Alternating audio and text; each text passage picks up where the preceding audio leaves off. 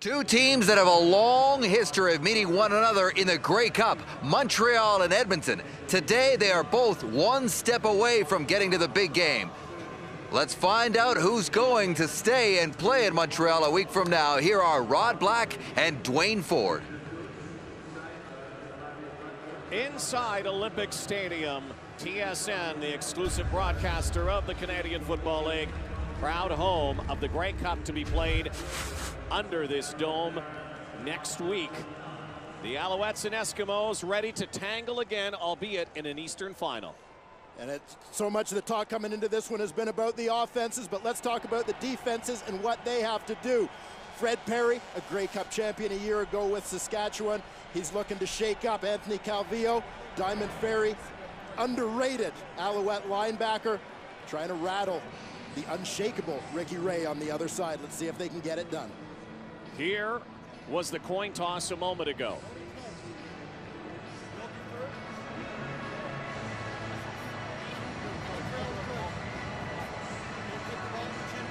Well, no surprise there. The Edmonton Eskimos, however, deferred. Are you surprised based on what the Montreal Alouettes have done this season when Mark Trestman's team gets the football right away? No question about it. I'm surprised for that reason. Montreal wants the ball first. Montreal's dying to take the ball first because that's where they ram it down people's throats and set the tone for football games. The other reason this is a shock, an indoor game, it's not like you're waiting to see if weather conditions are going to change at halftime. Very surprised by the Eskimos' decision. Here we go. Two teams that have met many times in the Grey Cup game meet for the first time for the CFL's Eastern Championship.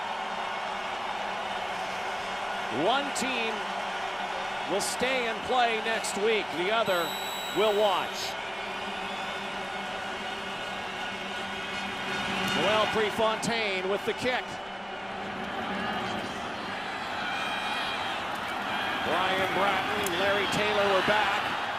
And Bratton brings it to the 39-yard line. And Anthony Calvillo in his timing, quick strike offense to work right away. Anthony Calvillo is, of course, the key, ranking first or second in so many key offensive categories. But you heard the guys talk about it in pregame. Another key for AC, number 18, Jamel Richardson. Arguably the league's best player in the month of October. Those 16 touchdowns led the league. 8 of them, Rod, came in the month of October. Anthony Calvillo has not played in 20 days. He had the final regular season game off, rested him for the playoffs. Let's see if the rest led to any rust. Calvillo quickly, and his favorite target, might that be an omen today, Ben Cahoon. Connection between Calvillo and Cahoon, as it has for so many years, getting things going for the Montreal Alouettes. You saw some pressure from the Edmonton defensive line. They're going to look for people like Fred Perry, Brandon Guillory to bring that heat. The veteran Shannon Garrett holding down the fort, one of the few holdovers from those 2005 Grey Cup champions, lending some experience here. Second down and 6. A little out pattern and dropped by Brian Bratton. And such a rarity for the Alouettes when they get the ball first this season. Have only had 2 2-and-outs the entire year. And there it is. Their opening drives have always led to red zone or a scoring play. On the immediate question that's going to come to mind, you heard the panel guys talk about it, a timing offense with their quarterback 20 days since his last game. Is that timing going to be an issue here? Damon Duvall missed the final game as well for the Alouettes. Tristan Jackson dropped it. Brought down at the 22-yard line after getting it back. And the other name on the marquee, of course, when you have Anthony Calvillo, Ricky Ray. And Ricky Ray, the CFL's leading passer in terms of yardage. Many of those passes are going to go to the 2 guys you see there. Running back Calvin McCarty, fullback Mike Maurer. This receiving core has rebounded so well after the loss of Jason Tucker. They've all stepped up in their own way. Kamau Peterson, Fred Stamps, and of course you'll also see a whole lot of Kelly Campbell when they go to their 5 receiver sets.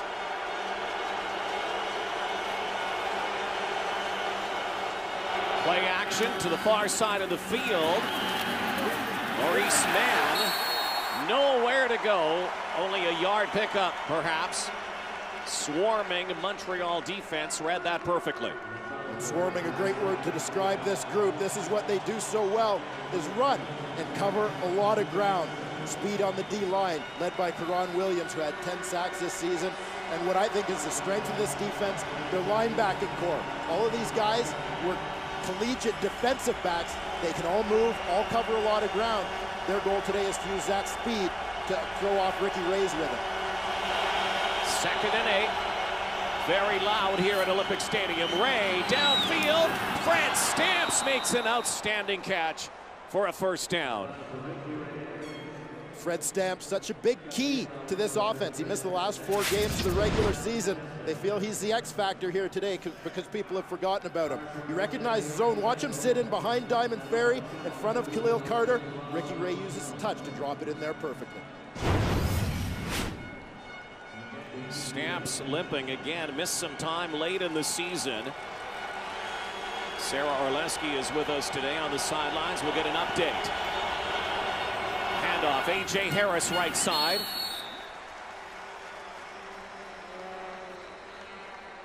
You won't see the Eskimos run the ball a ton, but you will see their running backs get a lot of touches as they try to control the ball here today.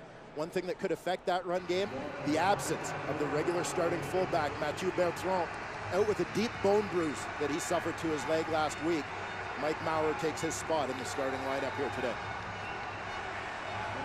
Eskimos do not run the ball very much, if at all. They do use their backs in motion, screen passes a lot. 2nd and 9 here. Ray again heaves to the far sideline and laying out, no catch, Maurice Mann. And so now the Eskimos will have to kick the ball away. Like 2 heavyweights feeling each other out in the early rounds. The shootout that we expected may not be quite so immediate, but of course lots of time left. So much emphasis placed on the offenses this week. So much talk about AC, Anthony Calvillo, and Ricky Ray. The defenses, I'm sure, have used that talk as bulletin board material. Larry Taylor is back. Prefontaine at his 30.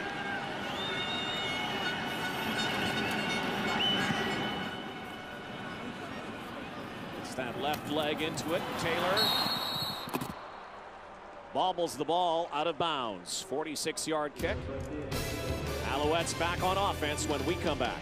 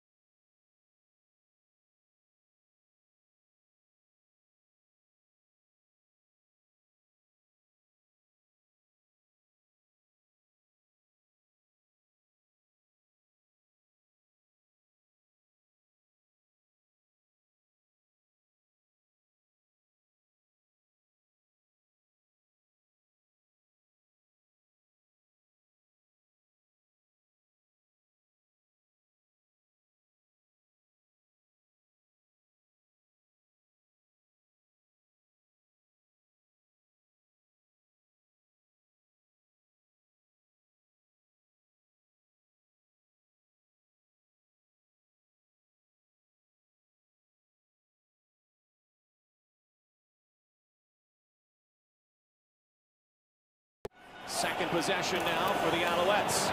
Avon Coburn's first touch of the afternoon. Well, we've seen both return men have trouble handling the ball here on each of their first opportunities. Tristan Jackson lets this one go off his pads and hit the ground. At the other end, Larry Taylor sort of bobbled this one as he ran out of bounds. wonder what the concern is here. Some might suggest it would be the lights, but on the ends of the field of this stadium, you see the lights that go around, but at the actual ends of the field, there are no lights, and that's the view these guys have. So it'll be interesting to find out if this is just a case of nerves or if there is some factor, Rod. Second down, Calvillo in trouble and throws it away, and the first amount of pressure on AC today. Speaking of AC, there is some air conditioning and fans in this building. Hard to believe that we're talking indoors, and there is a bit of a breeze. There is some wind here. Yeah, something that's kind of unique, as you said, whether it's a matter of the air conditioning going, or we talked to Coach Mike Kelly, Edmonton receivers coach Mike Kelly, prior to the game. He said he's seen indoor stadiums where they'll open up the garage doors to let a breeze come through sometimes as well. Damon Duval has it blocked, and the touchdown. Justin Cooper with the block and the biggest play early in this ball game for the touchdown. Former University of Manitoba All-Star Justin Cooper. In a game where much was made of the battles between offense and defense, it's special teams that come up huge. Justin Cooper with a short line straight up the middle here, nearly took this ball off Damon Duval's foot clean for the easy touchdown. Tristan Jackson didn't have to worry about trying to handle that ball. He loves it when the other guys make it easy for him. Justin Cooper, part of the Manitoba Bison Vanier Cup Championship last year. CFL rookie this year, has got some playing time with the Eskimos, and now one of the biggest plays of his career early in this ball game. Putting the onus now on a Montreal team that's not used to playing from behind early. A very quiet Olympic Stadium now. Fontaine, the point after. A blocked punt, and Mark Trestman's team is down 7. Why is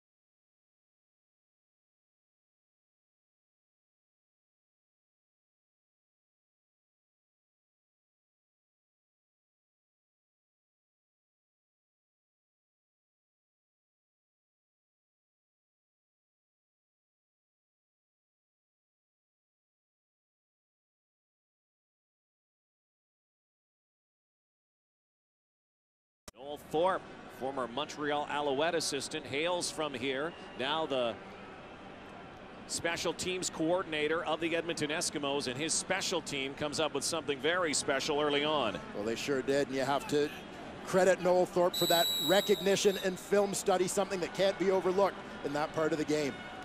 That cluster formation that Noel Prefontaine uses when he kicks off.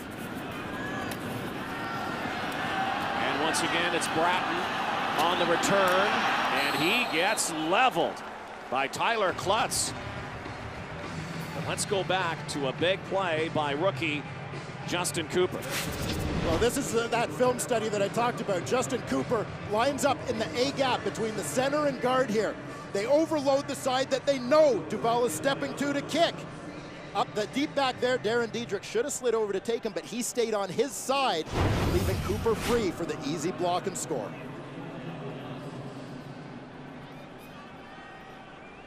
Now the Alouettes look to answer. Lots of motion. The handoff to Coburn, and right away in the backfield, Eric Taylor trips him up. The Alouette offense very flat to start this ball game. Well, they sure are, and you know this is something that the Edmonton Eskimos talked about coming into this football game, the need for them to set the tone against Montreal's offense rather than letting Montreal get it going. Big Eric Taylor, 300 pounds in the middle of that defense, showed some speed to track down Coburn from behind on that play.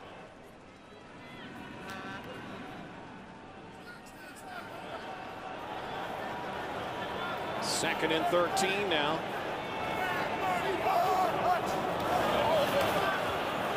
AC in the pocket. Penalty flag flies. Calvillo with a spin. Lunging forward, but we'll have to see what the penalty call is here. Brandon Guillory in on the tackle as Anthony Calvillo avoided a sack. Well, look from here like Fred Perry might have jumped early from his right defensive end spot.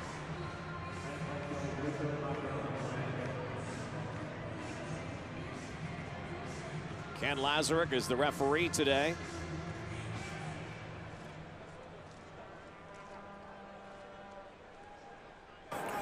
Offside, Edmonton, number 41, 5-yard penalty, repeats second down. So second down and 8. Calvillo did not make it to the first down marker, so they would have had to kick without that penalty.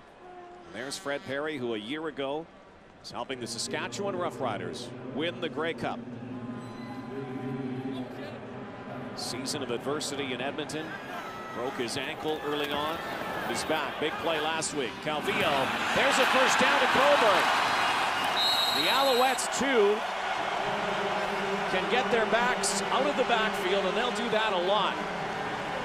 With the skills offered by Avon Coburn, they'll even use their backs with a little more oomph, so to speak, than does Edmonton. Edmonton tends to run swing routes, screen plays, a lot of flat routes with their backs. Here you see Avon Coburn actually get out as a true receiver rather than releasing from the backfield and run that deeper out route. And that makes them even tougher to cover when they get matchups they like. Avon Coburn, who was on pace at one time for a 1,000-yard receiving and 1,000-yard rushing season.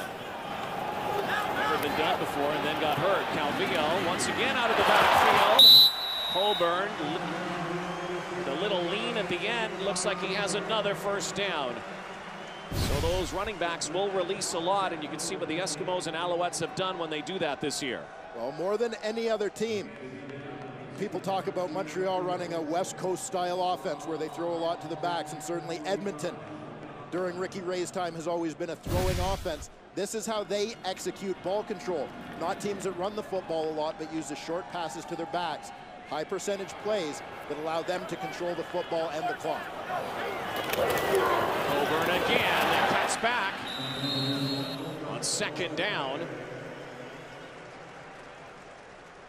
And more favorable spot this time. It looked like he might have had the first down on the previous play. Well, it looked like there was a bit of a cutback lane here for Coburn as you see him start, but quickly Sadiq Shabazz, Shannon Garrett step up to fill that hole. Montreal offensive line. Last year, Anthony Calvillo, Alouette quarterback, sacked 68 times. This year, only 22 times. They've done a terrific job. Here's the rush. Calvillo goes for Kerry Watkins, who can't lay out, and Anthony Calvillo was hammered as he threw that football. This is a classic part of the chess match between two coordinators. Defensively, you know you want to bring pressure on Anthony Calvillo. You've got to hurry him up, throw off his timing a little bit. They do that with Kenny Onatolu off the edge. He's the free man. Calvillo's got to throw in a hurry. The way you get a defense to stop blitzing you is to try and hit those big plays so that they want to put more people back in coverage. Montreal tried to respond by doing that. But give that round to the Esks. Just over 6 minutes to go, opening quarter. 2nd and 10. Calvillo has to dance from the pocket. Has the first down. Anthony Calvillo is not exactly a sprinter, but he can do that, and so too can Ricky Ray. This is where you have to be so aware as well, Rod, about dropping a lot of people in coverage. You can't turn your back on Anthony Calvillo because he will make you pay like he did here. And his receivers as well, you see right at the bottom of the screen, there's Ben Cahoon, recognizes that Calvillo's going to run, keeps his body in the way. You see that post-up move to put his butt on Shannon Garrett to wall him out of the way and give Calvillo room to run. Alouettes moving the ball. Eric Delorier, the rangy receiver. That ball, however, on the timing route, mistimed.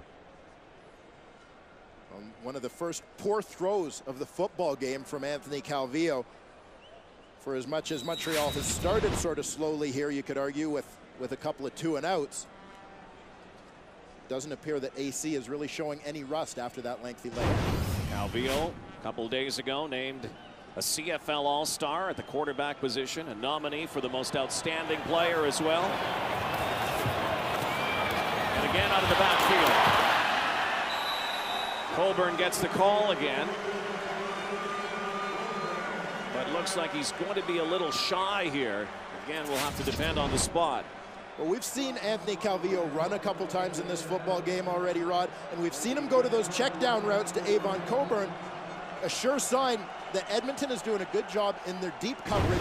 They want to avoid giving up any big plays. They know that Calvillo is going to get completions and get yards. That's inevitable. But you try to avoid giving up the big one, and that's what the Esks have managed to do thus far. Anthony Calvillo coming over to chat with Mark Trestman. 3rd down here. And a yard, and Calvillo's not going to win the argument with the head coach.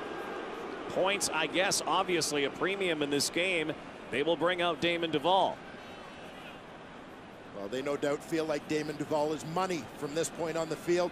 They want to make sure they don't end this drive with any sort of disappointment.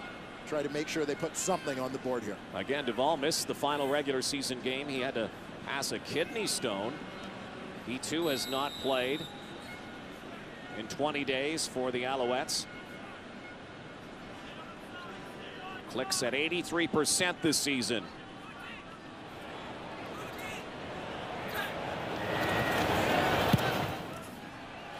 Kind of hooks it, but it goes through. And the Alouettes are on the board, down 7-3.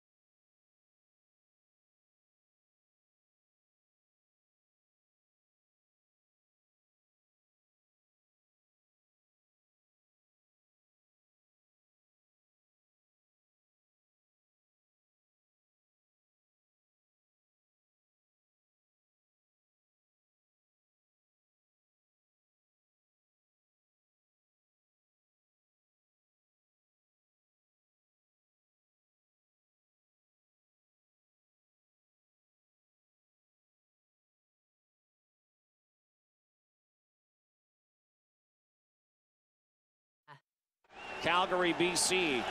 The end of the day, only 2 will be left. Eskimos lead by 4. 4 minutes to go, first quarter.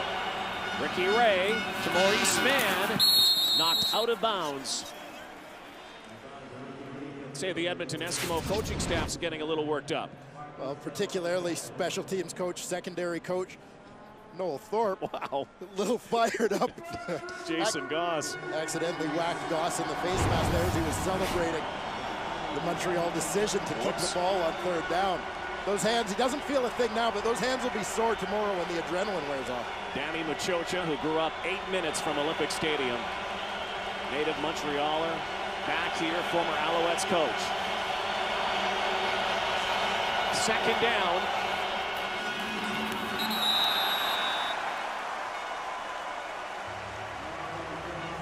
Well, Edmonton tried to create a little bit of a rub situation where they were running receivers through traffic, but they found Peterson, it looked like, was the intended target, and he was unable to get to the spot that Ricky Ray wanted him to in time. Once again, Eskimos, Noel Prefontaine. 14 playoff games now. 13 of them have come with the Toronto Argonauts. The win last week, Prefontaine's first playoff game as an Edmonton Eskimo. Big win for the Eskimos in Winnipeg. Chance for a Western team to win the East today. Big kick. Larry Taylor has it at his 5. Taylor. Some good positive yardage. It could have been a lot worse for the Alouettes. AC back when we come back.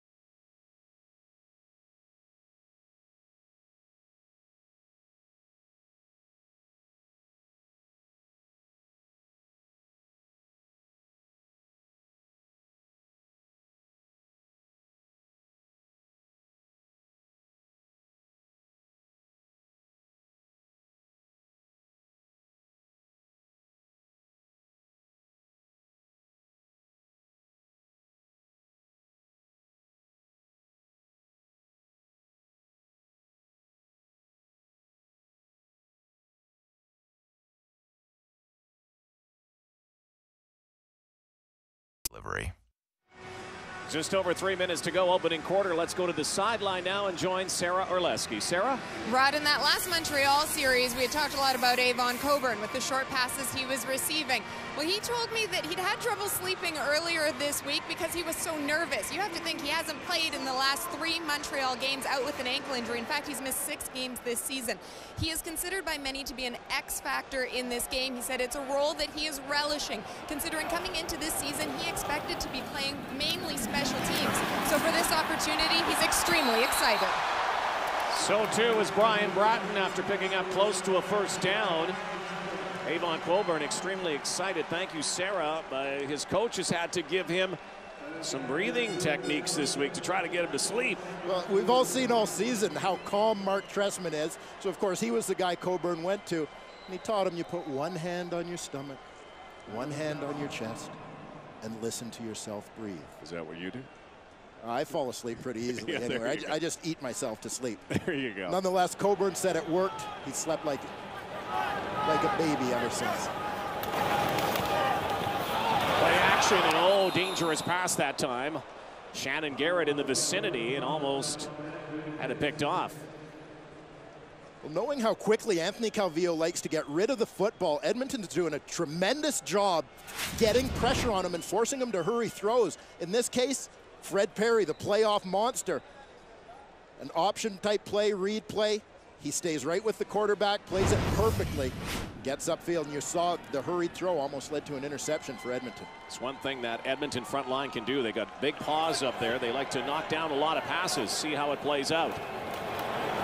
Calvillo again, little pump fake against the grain, and Van Cahoon could not haul it in. Lenny Williams providing the coverage.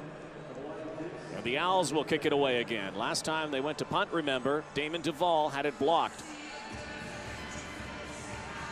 Well, for Montreal, we're seeing Anthony Calvillo moving around in the pocket a lot more often than we're used to. Thus far, the result of that pressure that's flushing him from the pocket, just 5 for 11 for AC. This is a guy who completed almost 70% of his passes during the regular season. High snap, here's the rush again. And once again, Duvall almost had it blocked. Tristan Jackson sidesteps one tackle, has some running room. Jackson now to the 50, brought down at midfield. Well, what was almost a huge play with another block for Edmonton at one end ends up in a huge play at the other end for the S on the return. Usually when you bring pressure, you don't have many blockers getting back. But the Eskimos still did a good job getting bodies on. You see Jordan Younger, Jason Goss out leading the convoy. They give their offense a very short field to work with here. Tristan Jackson with a couple returns early in the season, flatlined a little bit in the midseason. But Jackson, an outstanding year. His first with the Eskimos. Mississippi missile. Minute 30 to go, opening quarter. From midfield, Ray, brought down. There is a whistle. Ricky Ray with a pump fake, and Ken Lazaruk is waving his hands furiously, and no one is paying attention. Ricky Ray definitely got his arm back, but you see John Bowman signaling to his sideline to throw the challenge flag. The question here is, did his arm start moving forward before he lost this one? John Bowman in on the play. What do you think? And there is a challenge flag. Well, that's a tough one from that angle. It looks like it was coming forward. Well, and this is one where Bowman put his hand right on the football. It wasn't just a hit that jarred the ball loose. He knocks the ball loose with his hand here. You'll see him reach around with that right hand. Right you are. He did hit the football. And it looked like almost simultaneously as Ricky Ray's arm was coming forward, Bowman gets it there. Yeah, I think this call is going to stand. It looked like Ray's arm just barely started moving forward. Montreal is challenging the play, saying it was a fumble, not an incomplete pass. Yeah, I think you may be right. Very close, though. So Ken Lazaruk will go under the hood and review this play.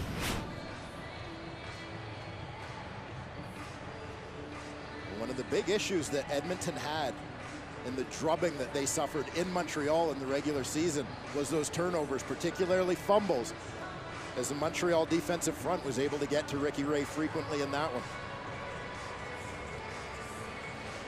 Again, these two teams met twice in the regular season, but hardly blueprints for this game. Completely different games and teams at the time as we take another look. This is probably your best look because you can see Ricky Ray's arm clearly. Certainly appears to be moving forward when the ball is touched.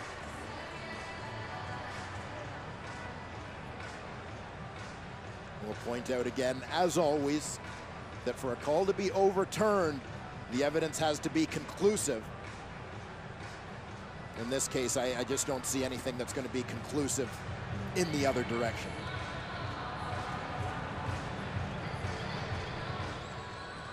So here is the verdict now from the veteran. Upon review, the quarterback's arm had just begun to come forward. Therefore, the ruling on the field stands. It is an incomplete pass. The second down. So it will be second down for Ricky Ray, who was lucky to avoid the sack and the turnover that time. There's John Bowman, who had 8 sacks in the regular season. Two teams with a lot of similarities offensively and defensively. A good matchup, expected to be a shootout. We haven't seen the offenses at their best yet.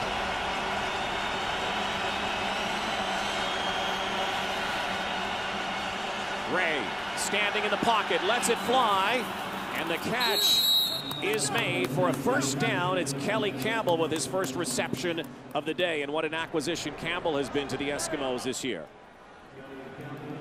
But this play is made by, first of all, the Edmonton offensive line. Keep an eye on the protection that they give Ricky Ray here.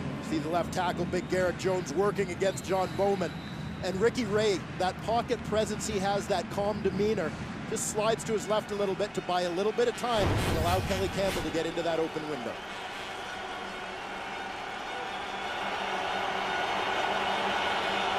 Campbell averages about 22 yards a catch. Big play guy. Play action to Harris, and the tackle, Matthew Prue, on Mike Maurer, who had actually retired this year and came back. Speaking of coming back, how about the brothers Comiskey getting a chance to play together for the first time in their careers this year? Yeah, and that means something to these guys on a whole different level. And here you see them pregame holding their helmets to the sky. This is a tribute to a younger brother, Patrick, who passed away from leukemia at the age of 9. And this is a tribute they've always done, but now this is the first year they're getting the opportunity to do that together, making it extra special. Comiskey's provide the blocking, but that pass is blocked. Jermaine McIlvain. Final play of the opening quarter. A knockdown on a Ricky Ray toss. Defenses dominate so far. The Eskimos lead 7-3 after 1.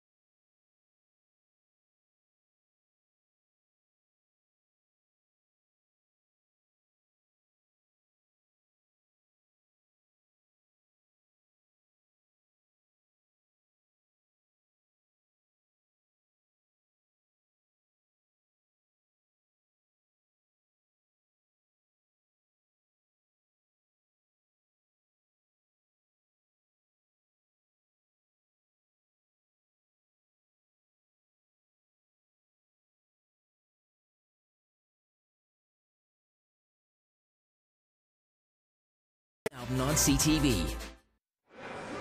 Not a Ricky Ray, Anthony Calvillo masterpiece yet. No offensive fireworks after one quarter. Numbers brought to you by Tim Hortons. Always fresh, always. Rod, will give the defenses a great deal of credit, particularly the defensive coordinators, for their game planning in this one. As we see the offensive numbers down, and we talked a little bit about the importance of time of possession in this football game. You see Montreal winning in that battle, but there's that forgotten factor, special teams, which proved huge for Edmonton in the first quarter. And of course, those front lines, you know that the bullseye is on Ray and on Calvillo today. Both of those quarterbacks saw a lot of heat in that opening quarter. Yeah, little doubt about that. You knew Edmonton was going to go after Anthony Calvillo to try and throw off his timing. As far as Ricky Ray, same sort of idea. You want to try and flush him out of the pocket so that he's not able to find deep receivers and hurt you with big plays. Let him get his stuff underneath. Prefontaine from the 45-yard line. The kick is up, and it is good.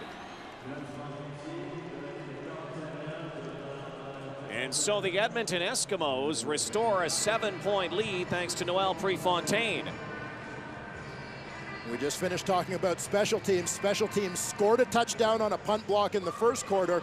That field goal set up again by that same punt return punt block unit along Tristan Jackson return. Put that ball at midfield. Now, here you see a look at that pressure on the quarterbacks. Anthony Calvillo usually 3 steps and throw. He's getting flushed out of the pocket and getting out of his rhythm. Ricky Ray facing the same thing at the other end, taking a few hits so far, not getting that time he likes to have to sift through his reads and get to his receivers. Calvillo to Coburn, off of right tackle. Interesting for the Montreal Alouettes, their weapons, of course, Ben Cahoon, the possession guy, but Jamel Richardson, a CFL All-Star. We have not heard from him yet today. No, and again, I say that the defenses have definitely stepped up to the challenge here. The quarterbacks, the offenses got all the billing coming into this ball game. Defenses don't necessarily like hearing that. They kind of go by that old adage, football or offensive football sells tickets, defensive football wins championships, and it is playoff time.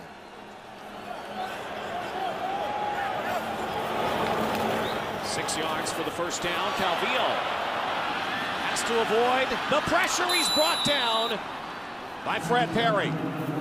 Huge play last week for Fred Perry against Winnipeg, and another big one here in Montreal today. Well, Eskimos offensive lineman Dan Komisky had a great quote about Fred Perry during the week. He said, Fred Perry come playoff time is a beast. They talked about him being in the right place at the right time and just making plays, getting it done. We saw it with a 31-yard interception return for a touchdown last week. We've seen him here today in the backfield frequently making life miserable for Anthony Calvillo. Duvall at his 15 again. This time he is hit, and there is no penalty flag. There is one in the middle of the field, however. A marker down. Tristan Jackson. Here he comes. And he is tripped up by Duvall. However, Damon Duvall was hit by Justin Cooper. There is a penalty marker down at the 38-yard line, and it is against the Eskimos, it looks like.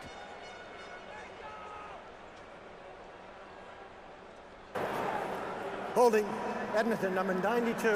While the ball's in flight, we go back to the spot where you caught the ball. 10-yard penalty, first down. So Tyler Klutz, the holding penalty. And we'll come back to Montreal.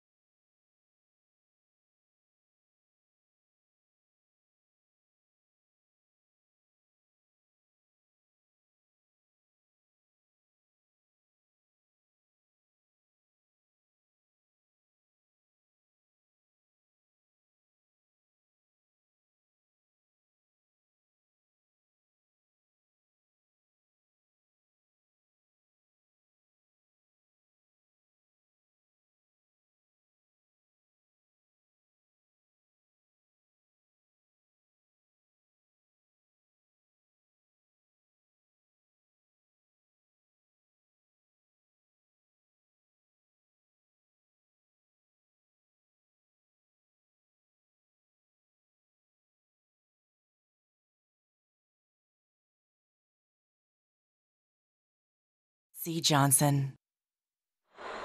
Well, the Eskimos were penalized, but not the penalty Montreal wanted. No, the Eskimos almost got called, or we expected a call for roughing the kicker here. The hit on Damon Duval, this was Justin Cooper again. It ended up being right in the middle of your screen. You can see Tyler Klutz gets called for holding for a little WWE maneuver against a Montreal cover man. Brings back a 49-yard return from Tristan Jackson.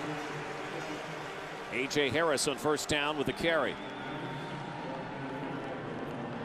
Just going back for a second to that almost punt block again by the Edmonton Eskimos. Once again, it was Justin Cooper who managed to get into the backfield. Montreal's made a little adjustment in their blocking scheme. Now their long snapper, Chris Francis, is stepping to him and giving him a bump to try and slow him down a little bit after they gave up that touchdown earlier in the game.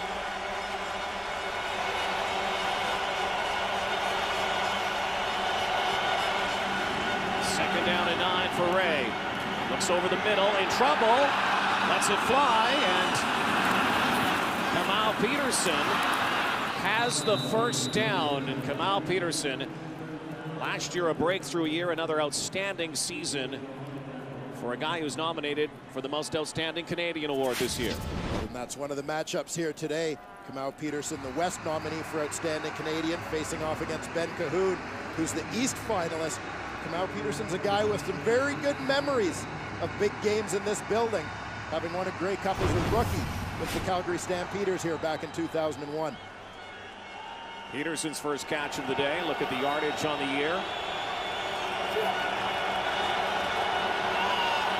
Moves the football again for Edmonton. Ray, heat again. Launches and caught once again and dropped by Khalil Carter is Kamal Peterson, who has turned into the big play guy for the Eskimos as well.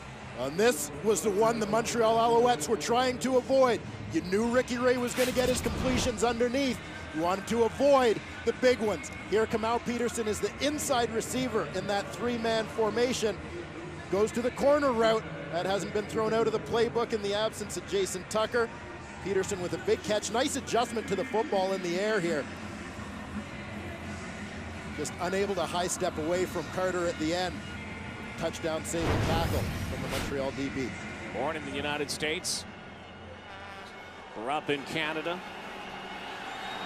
Kamal Peterson. Into the red zone go the Eskimos.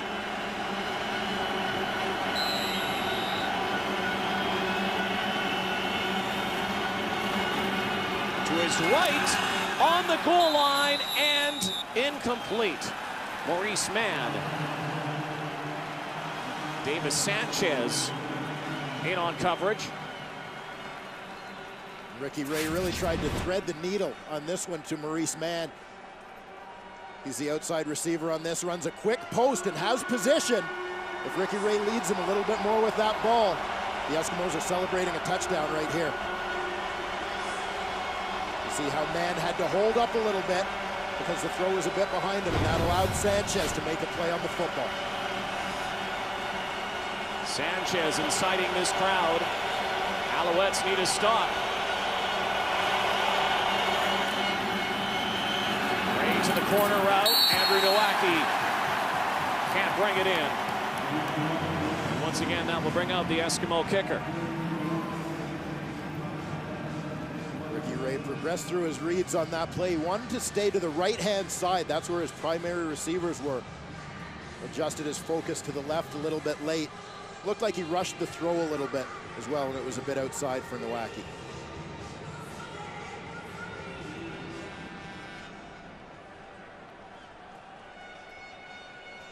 Prefontaine has already hit from 45. This one near the 22-yard line.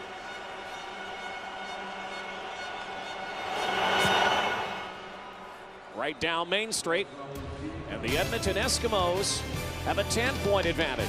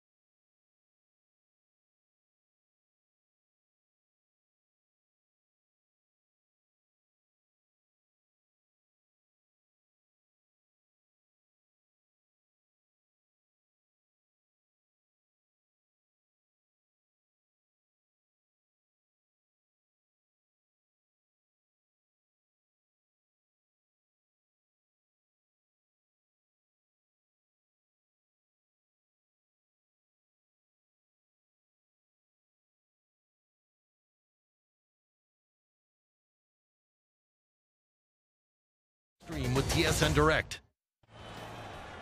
Team that was first in the East Division this year. The home team, the Montreal Alouettes, down 13-3. Anthony Calvillo over top for Ben Cahoon. And the Alouettes' biggest offensive play. And if you don't think this is a direct response to the strike thrown to Kamau Peterson a minute ago, there's little question here. Montreal wanted to answer back. They send Cahoon on this deep crossing route, working against a CFL All-Star and Jason Goss, a battle of two pretty good football players. The touch of Anthony Calvillo here just drops it in over Goss's head for the big gain.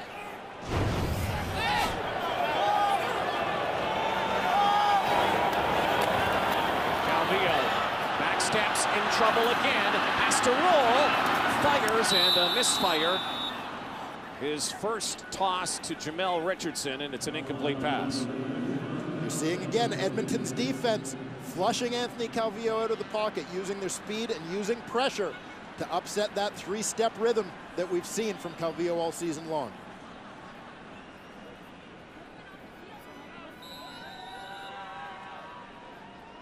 An offense predicated on that three-step drop, on timing. So far, Anthony Calvillo, with the exception of that toss to Ben Cahoon, has not had Calvillo-like numbers. 6 for 13 so far. Flushed again. And he'll be brought down by Brandon Guillory. The pressure continues to mount on Anthony Calvillo. This huge strength for Montreal all year has been their pass protection. Here you see Brandon Guillory at the bottom of that defensive line, working against the left tackle, Josh Burke. Pretty good job initially in protection, but as Calvillo gets flushed out from the other side, Guillory, who's got that great motor, just keeps working and serves him well on that play. Alouettes electing to punt it away for field position here. Would have been about a 52-yard field goal, and a bobbled snap. Duvall, a line drive. And the Eskimos will scrimmage from near their 18 when we return to Montreal.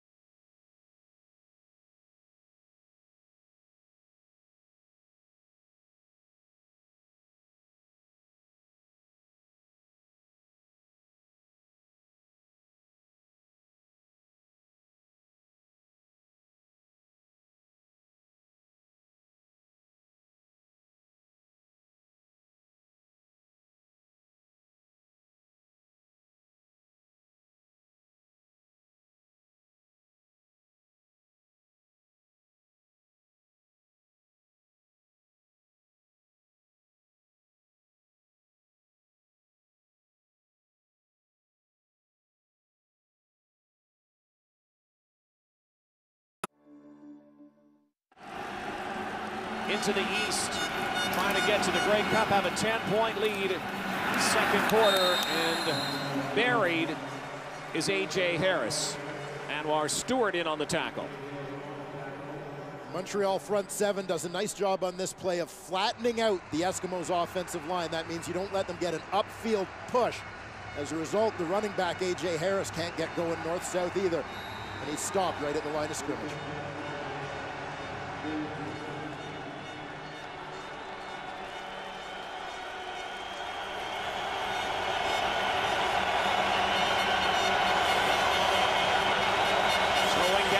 Second 11 for Ray. Over the middle. Oh, what a hit! And Kamal Peterson was known to hang on to those ones. That was a triple header that time. Peterson, remember making that catch? July 31st, almost that kind of play. Not this time, though. The catch that he made, tribute to Jason Tucker. And Ricky Ray put this one right in his hands. Little bobble from Peterson.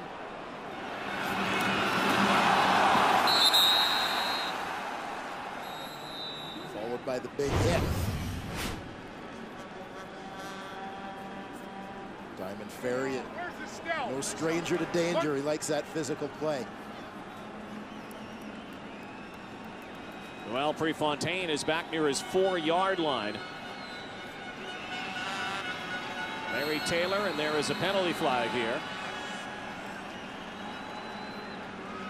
As they let the clock wind down, and it looks like the Eskimos are going to retreat a little bit. Don't be surprised.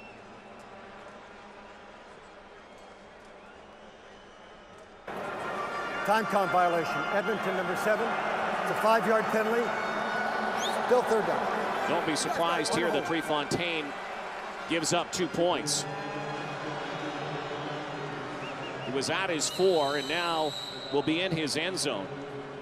This has become commonplace the last couple of years in the Canadian Football League. Give up the 2. It's a game of field position. And he will take off with it and burn some of the clock, and Noel Prefontaine will give up 2, and the Alouettes will get the football again. We talked about Kamal Peterson and, of course, Jason Tucker. If you've followed the CFL this year, you know what happened to Jason Tucker. But here is the drop by Kamal Peterson. But a week after Jason Tucker had his neck broken, Kamal Peterson galvanized his team and the crowd in Edmonton with that catch. This, to me, was the moment of the year in the Canadian Football League.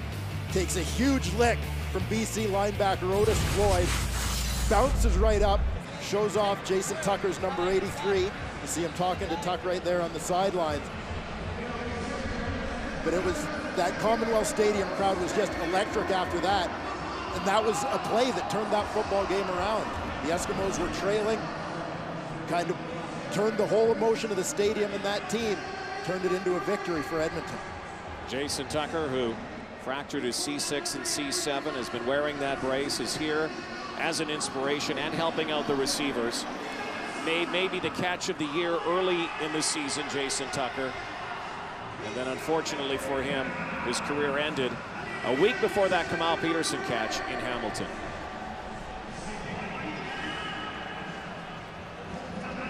So the score now 13-5, Edmonton after the safety touch. You see Montreal today, the bottom, their first 6 possessions of the ball game, 4 punts, 1 block punt, a field goal, their only points. Think back to that blowout victory over Edmonton on September 21st. Their first 6 possessions, 3 touchdowns, 3 field goals. Huge difference here today. Different Edmonton Eskimo team.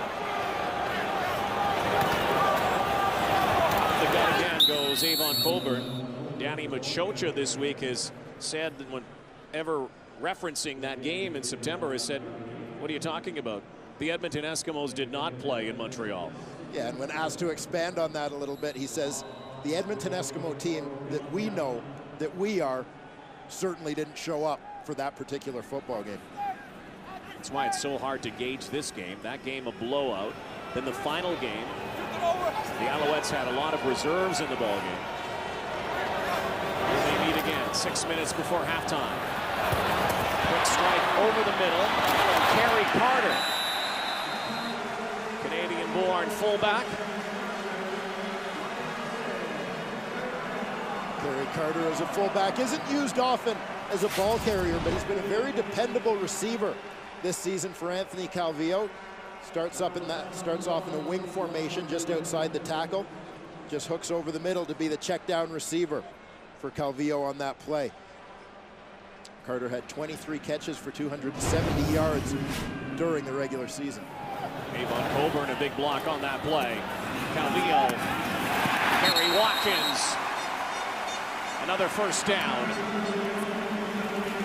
Alouettes with 3 receivers over 1,000 yards, including number 81. And you're also seeing what Anthony Calvillo is able to do when he has time to stay in that rhythm and step into his throws, deliver the football to guys like Kerry Watkins, Ben Cahoon, Jamel Richardson.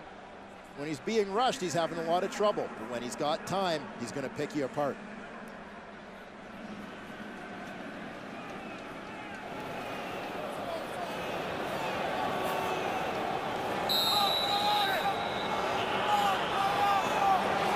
Watkins and Richardson in motion. First and 10. Handoff again to Avon Coburn. Last year spent some time as a linebacker, if you can believe it. Was a backup predominantly to Jarrett Payton, utilized last year in the Montreal backfield. A special formation here from Montreal, lined up as a wide receiver. Number 67, offensive lineman Dave Mudge. They don't give him a whole lot of respect in coverage over there. I didn't see him running the hook and ladder or anything over there. Dave's going back to the sidelines and telling them he was open. Another second down play here. Protection. Ben Cahoon has the first down. Brought down by Shannon Garrett. The toughness of Ben Cahoon is so underrated. His ability to run with the football after the catch. Just running a crossing route here. Catches it. Jason Goss has a clean shot at him. Goes too high. A subtle little move with the hand by Cahoon to brush him off. Helps contribute to that missed tackle by Goss and allows Cahoon to pick up the first down. East nominee for Most Outstanding Canadian, an award he has won twice, Ben Cahoon.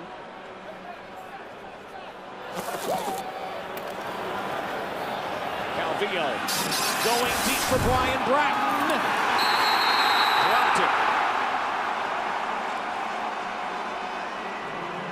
Bratton gets up lobbying briefly for a pass interference call, but no such luck. There was a moment where he was open, but that ball was just overthrown a little bit. The free safety, Sadiq Shabazz, comes over to help out the corner, Jonte Buell, on the play. Crowd reacting. They're seeing that replay here and thinking that Jonte Buell may have interfered with Brian Bratton. Bratton had a clean shot at that football. The ball was just low and he was unable to adjust to it. Alouettes have to make a first down here, or it'll be up to Damon Duvall's leg again. Jamel Richardson has the first down. Richardson loose down to the 6-yard line.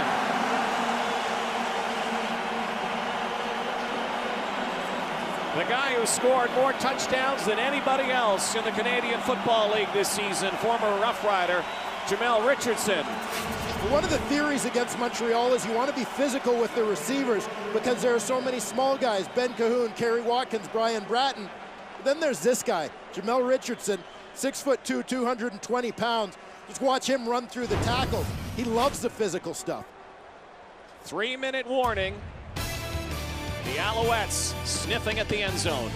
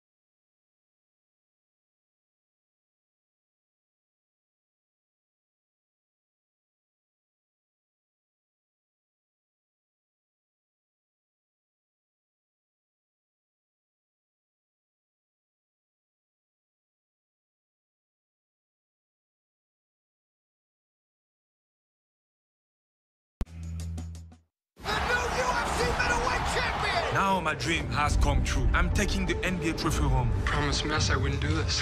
Introducing the TSN Doc Collection. 200+ critically acclaimed sports docs. The world had never seen anything like it. Featuring the biggest names in the game. It's complicated. On demand and available only to TSN subscribers. Nobody's done it better. The TSN Doc Collection. Stream on tsn.ca, the TSN app, and on demand through your TV service provider. 3 minutes to go before halftime. Only one touchdown in this game, scored by a backup defensive lineman, rookie Justin Cooper, on a blocked punt. The Alouettes looking to the end zone now. From the 7. Coburn trying to kick it outside, and what a tackle from Sadiq Shabazz. Shabazz so often plays close to the line of scrimmage, even though his position is listed at free safety. He ends up being blocked by the tight end on this play, Dave Mudge.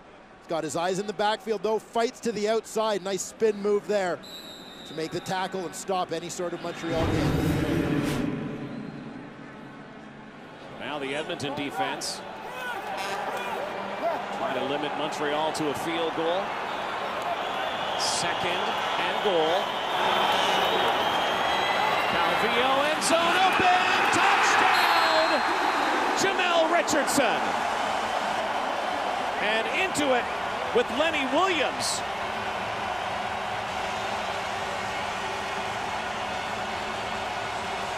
And the 13th man just woke up here in Montreal. Now you saw the touchdown, but this play is made by a block by the running back. Avon Coburn all the way across the formation to block the linebacker. Gives his quarterback Calvillo time to let this play develop to Jamel Richardson. Continues that his red-hot play. 16 majors in the regular season. Not bad for a guy who had only 4 touchdowns through 3 seasons. Part-time in Saskatchewan. And the first offensive touchdown of this game. Anthony Calvillo, who threw for 43 touchdowns in the regular season. Now the Alouettes trail by a single point.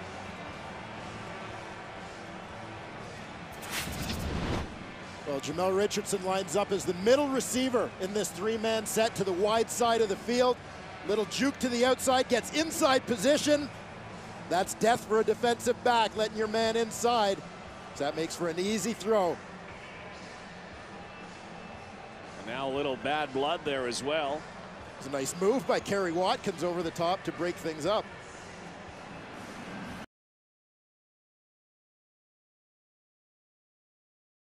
Years.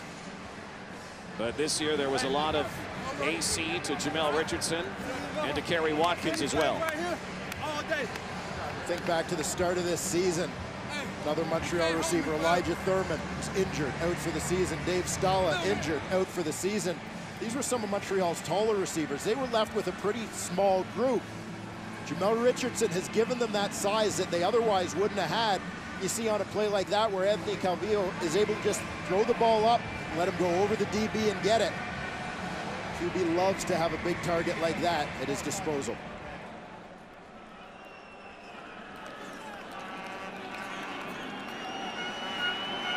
Working on the right calf of Anthony Calvillo. Looks like he's okay, though.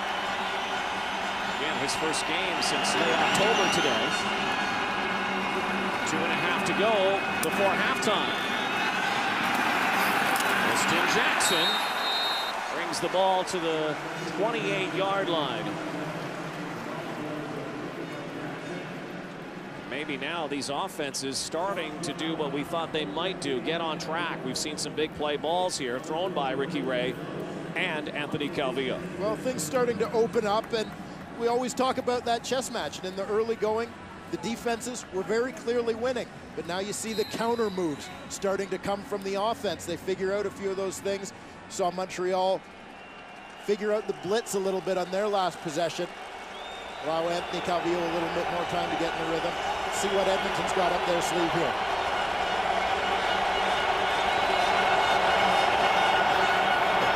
Ray in trouble, toppled.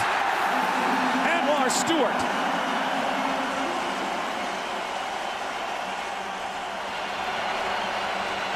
Edmonton's got to come up with an answer. This momentum has shifted. They kept Montreal quiet in the early going, and that was a huge advantage for the Eskimos in the first quarter of this football game. But here things are starting to shift as the Giant seems to have awakened. The noise, a big factor now. You saw Ricky Ray before that play have to go down and shout at his center, John Comiskey.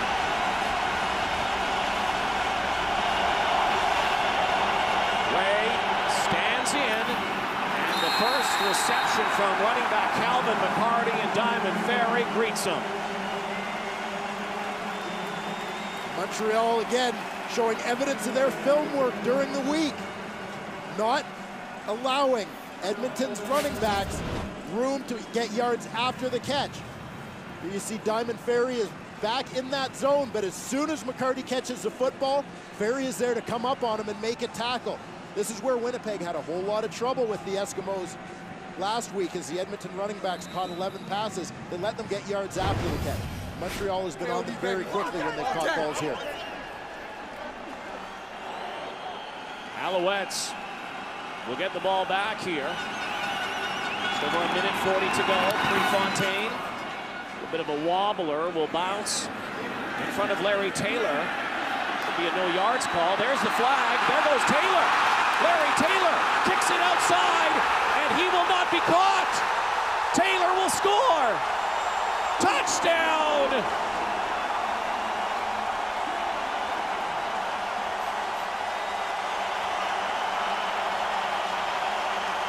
"62 yards for the Major."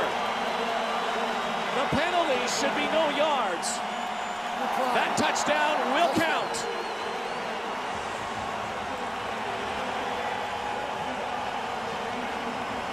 If the rust was a factor for the Montreal Alouettes early, it's all gone now. They're alive. First man down had a shot at Larry Taylor. After that, it was all over. Gets to the outside, and he is off to the races. The Alouettes really dormant in this first half until the last 3 minutes, have scored twice in a minute 7. And this place is starting to rock. Many times it's said in the punt return game, you want a returner who can make the first guy miss and then let the blockers look after the rest. This is exactly how Montreal does it. The long snapper, Taylor Inglis, unblocked, but he's out of control coming down the field. He doesn't get broken down. Larry Taylor with one quick juke makes him miss. Watch the blocks he picks up along the way. You see yellow helmets hitting the turf as Taylor goes in for 7.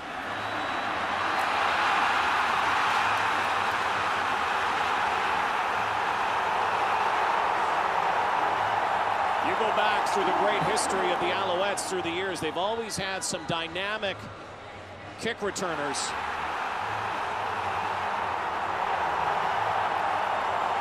That's what we're talking about, says Anwar Stewart. Go back to the Johnny Rogers era, and then most recently,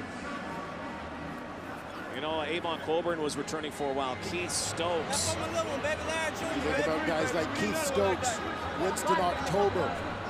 Over the years, Jim Popp has had a knack for finding all sorts of these guys. Ezra Landry. And Larry Taylor was not doing what he was doing late in the season, early in this season, and then suddenly September took one back, and he has joined the club with all those great Montreal returners. And his second touchdown of 2008 on a return, and a key one. You think early in the season, this is a guy who was sitting out. He wasn't dressing for games. Jason Armstead was Montreal's primary returner. Ironically, Armstead had a big punt return last week for a touchdown against Edmonton. His former understudy comes up with one here today against the Eskimos. 19-13 Alouettes. Tristan Jackson will try to do the same.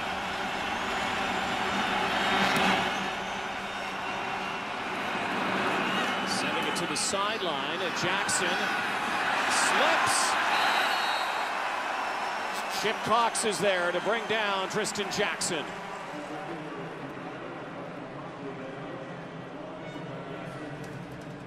Nice placement on the kickoff from Damon Duval to get it close to the sidelines because it limits what Edmonton can do in the return game.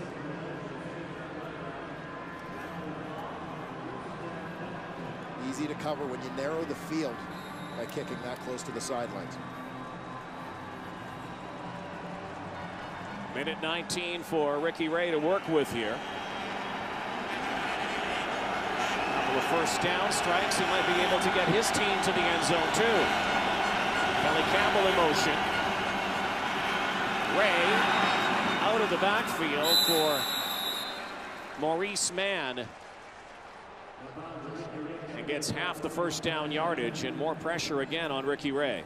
Well, you're seeing Ricky Ray is unable to step into his throws because Montreal is collapsing the pocket. They're getting a push upfield, pushing the Eskimo offensive lineman right back into Ricky Ray's face. You see he's got his own guys' yellow helmets blocking his line of vision.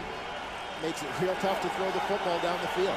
Eskimos have to get a first down here or Montreal could see the football again before halftime. Ray in trouble again, lets it fly, and Peterson can't one-hand it. 50 seconds to go before halftime, and yes, Noel Prefontaine will have to come out again.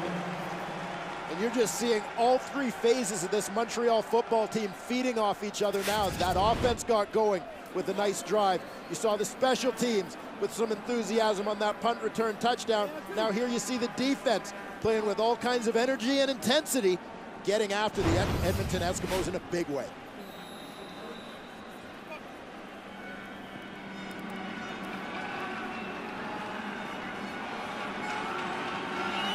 Prefontaine.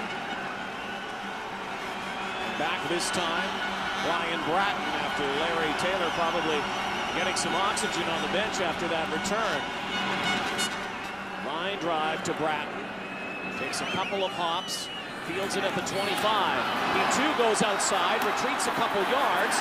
Bratton trying to find a seam and is smothered by Scott Coe. And more rough stuff behind the play again. No penalty flags, however, and there are 37 ticks left before halftime.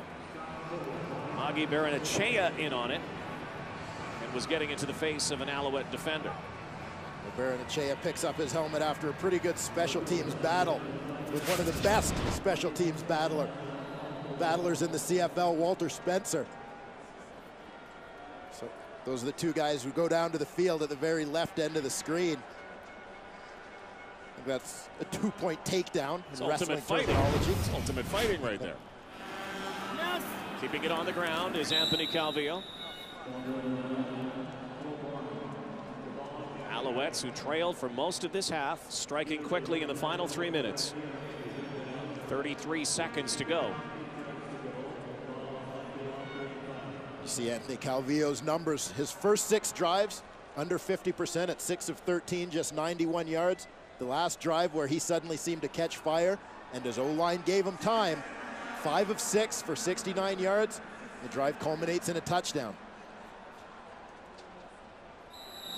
It was the first drive all game where we didn't talk about how Edmonton was getting pressure on Calvillo. He was throwing from the pocket rather than throwing the football on the run.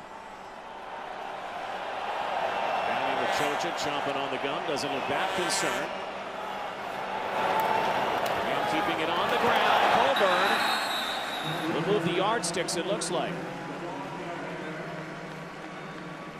Very curious after watching Montreal come out on this possession and go with back-to-back run plays, which this team virtually never does, to see if they're just going to be content to run the clock out here in the first half, or if they're trying to lull the Eskimos to sleep for one big strike. How's that first half scoring? The opposite of what we usually see from Montreal. Usually it's the big points early and then quiet in the second quarter.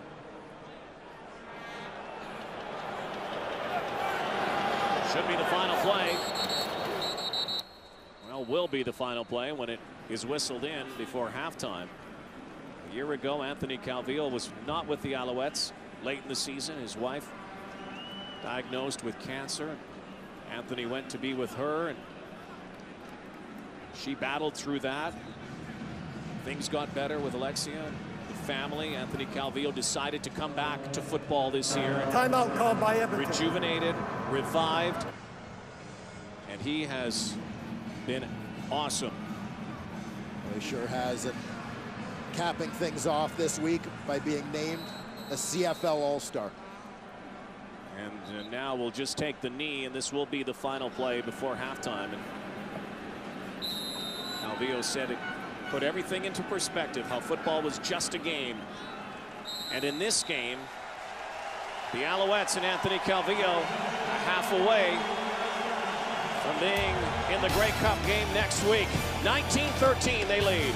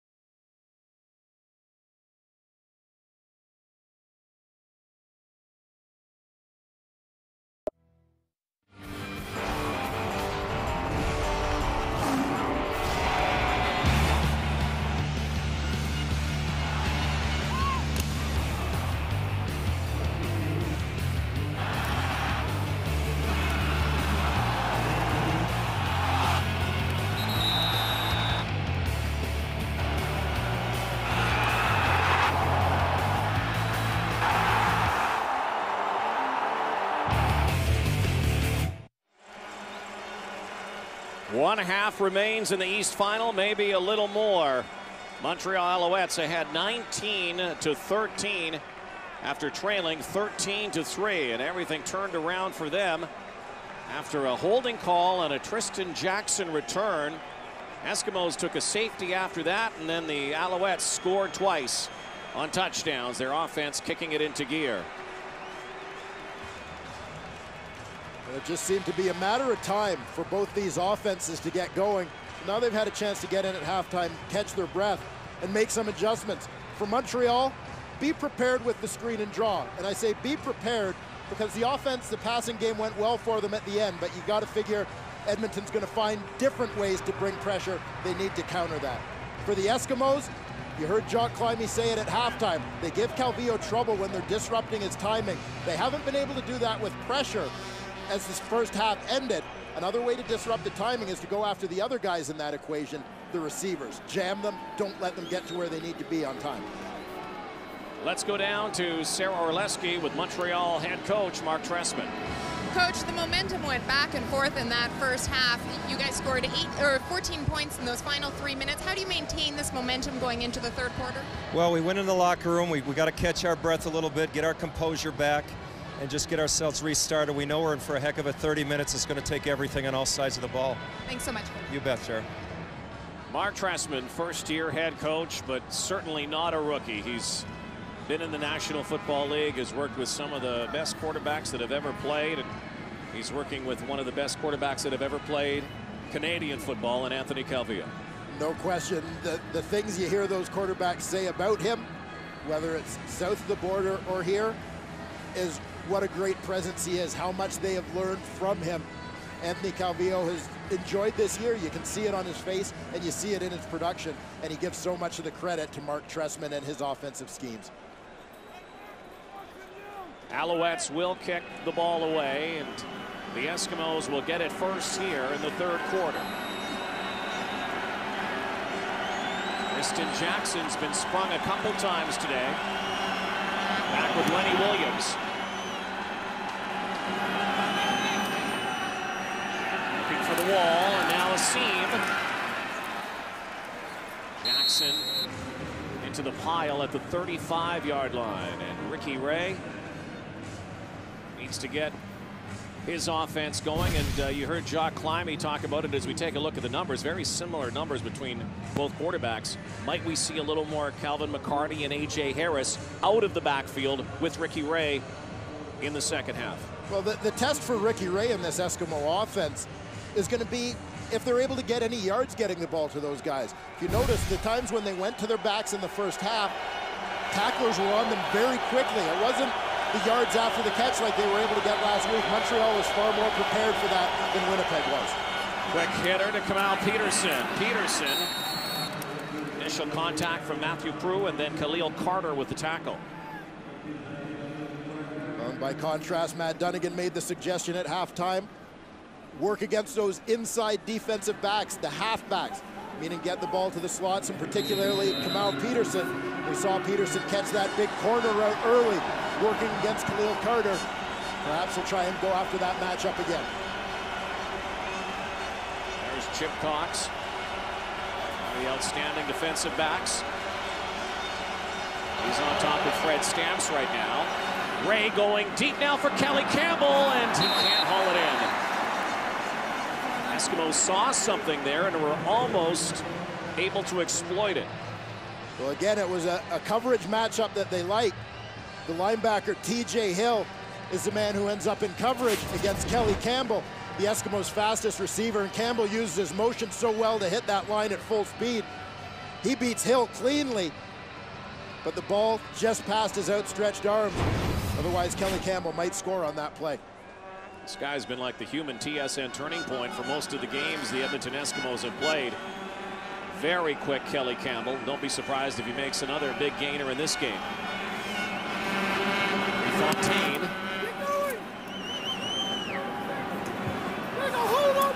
And Brian Bratton again back. Down at the 30-yard line. Anthony Calvillo and the Alouettes offense back on the field when we come back. It's the combination.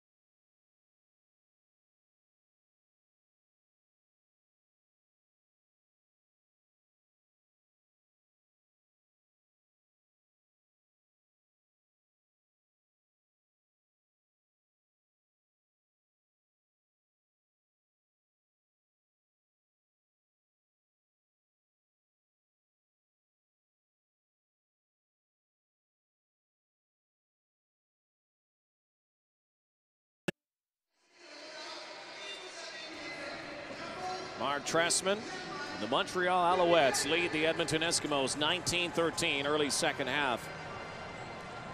In the East Final. After this one, we send you back out west to McMahon Stadium, Calgary, and BC in the West Final. Calvillo with time and wide open. Avon Coburn dropped it. You talk about missed opportunities, put this one at the top of the list.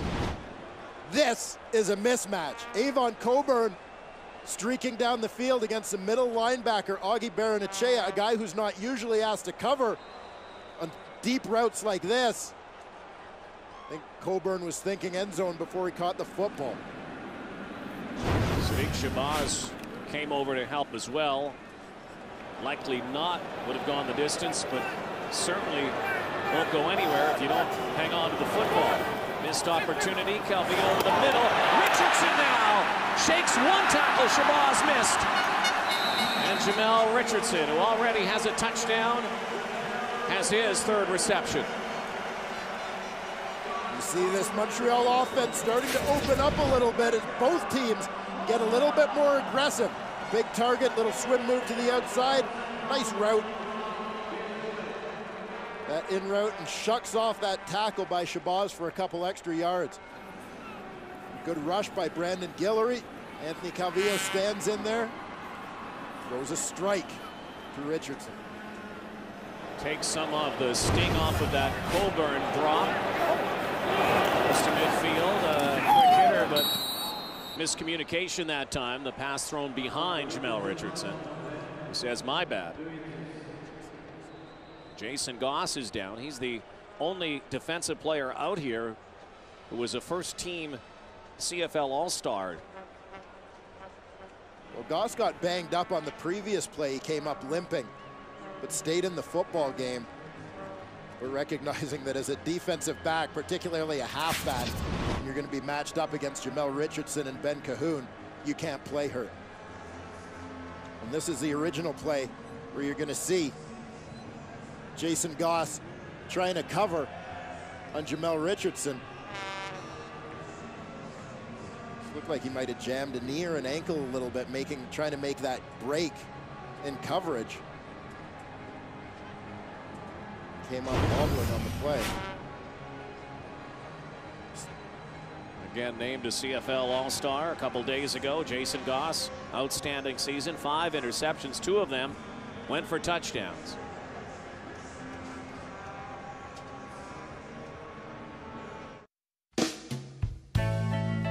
Sometimes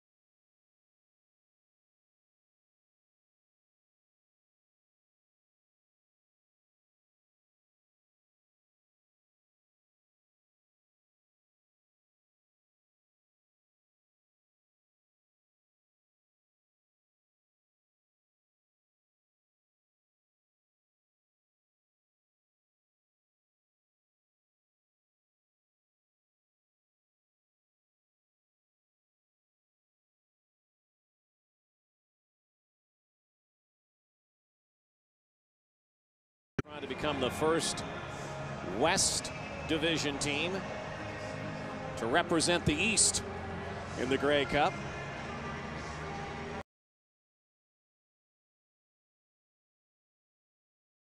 Looked like maybe even from one of his own players, yeah. We saw Sadiq Shabazz's helmet roll on that right ankle of Jason Goss. So there is this Eskimo chance for them to get there as a Western Division team. There's also this host jinx, if you want to call it that, the curse of the host team. Only 8 times in the last 55 years.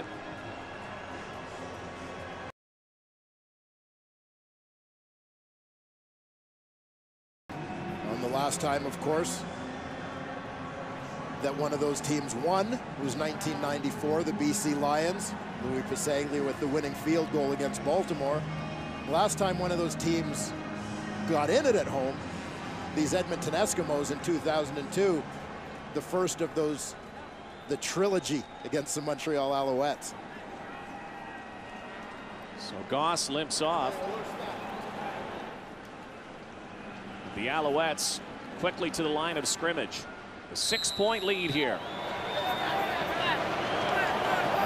Second down, 10 yards to go. Calvillo fires, a penalty mark on the far side of the field. Tiptoeing out of bounds is Kerry Watkins. This ends up being a free play for the Montreal Alouettes, as again, Fred Perry appeared to be the man who jumped early for Edmonton. Suspect Anthony Calvillo's mixing up his cadence down there. Offside, Edmonton, number 41. That penalty's declined. First down. And this is one of those techniques that Calvillo can use to try and slow down that rush a bit, as if Edmonton's defense starts thinking he's always going to snap the ball on one, and they anticipate that a little bit. If Anthony Calvillo starts changing and going on 2 or 3, then he gets those guys to go offside. Richardson to the left of Calvillo. Pump fake over the middle and dropped by Watkins. That had 6 written all over it. That's twice now. You're only going to get so many opportunities in the course of a football game to take those home run shots. Try to suck the defense up with some underneath plays. You got to capitalize on these. These have been 2 perfect throws by Calvillo on this drive that have been dropped by his receivers. And a normally dependable group. Saw Avon Coburn with that one earlier. And then Kerry Watkins just a few plays later. That was a first down play. Now 2nd and 10.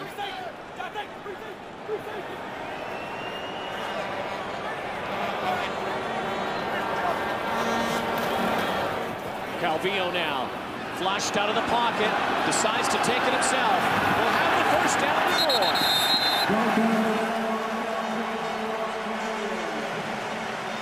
What a great play here by Jamel Richardson, recognizing that he's still got a job to do when the ball's not being thrown to him.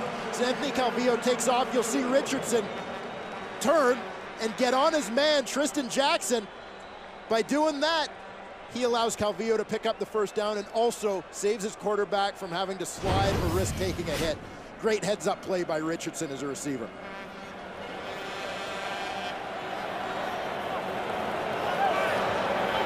Another first down.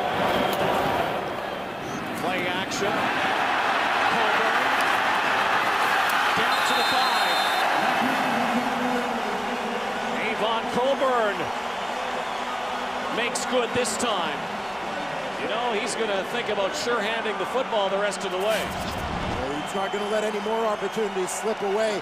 Montreal goes play action here.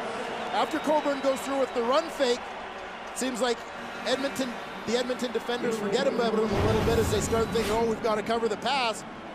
Coburn slips out for that pass and was clearly the primary receiver on that play, an easy completion for Calvillo. Spread formation again. 1st and goal. Calvillo. Corner route for Bratton.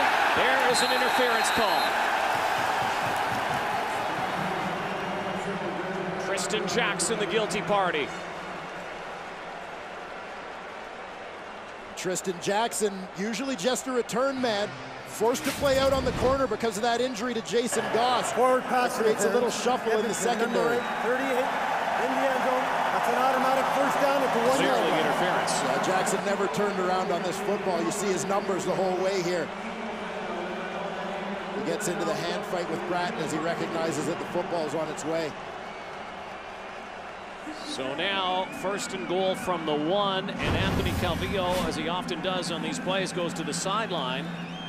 Backup quarterback, 3rd string, Adrian McPherson comes in.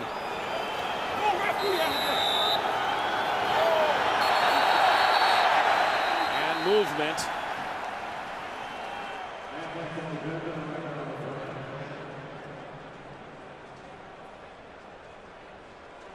This is against Montreal. Anthony Calvillo could be right back in this game. Offside.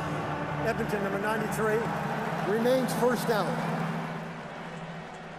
Against Edmonton, we saw Eric Wilson, offensive lineman, in the backfield. See Fred Perry, number 41. Right away, turn to Clinton Wayne, question what he's looking at. He's right in front of the ball. He shouldn't go off. McPherson plunges forward for the touchdown.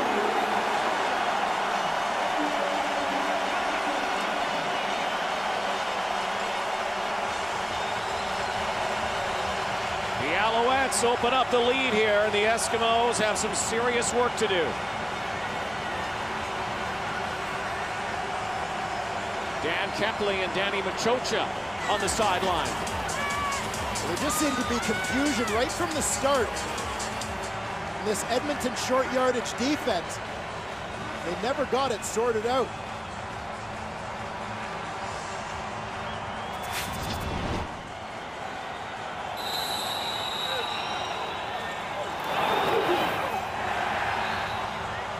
I don't know if the crowd noise is such a factor.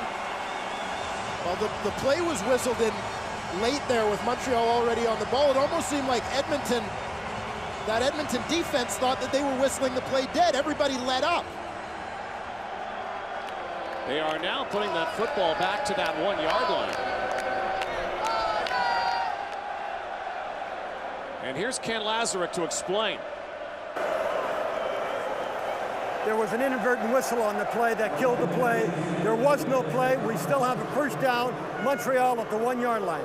First down. So the crowd, I don't know if the crowd just was able to hear that, but it got silent all of a sudden. They're noticing it's at the 1. And premature cheer here from the Alouette faithful.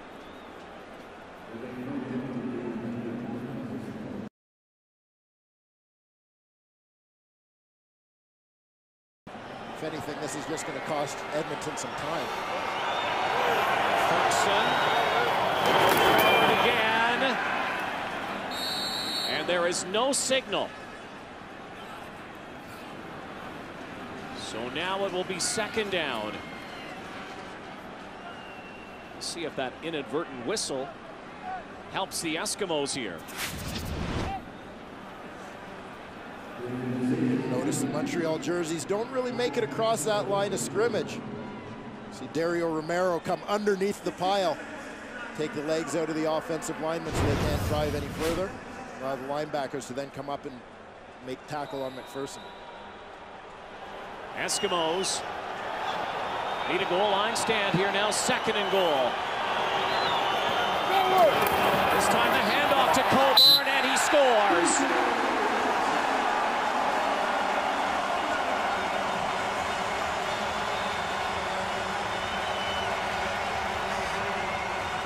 Initially, it looked like the Eskimos were going to get a stop in the backfield. Quick little step to the inside by Avon Coburn. Acts as his own blocker here to beat one and make his way in.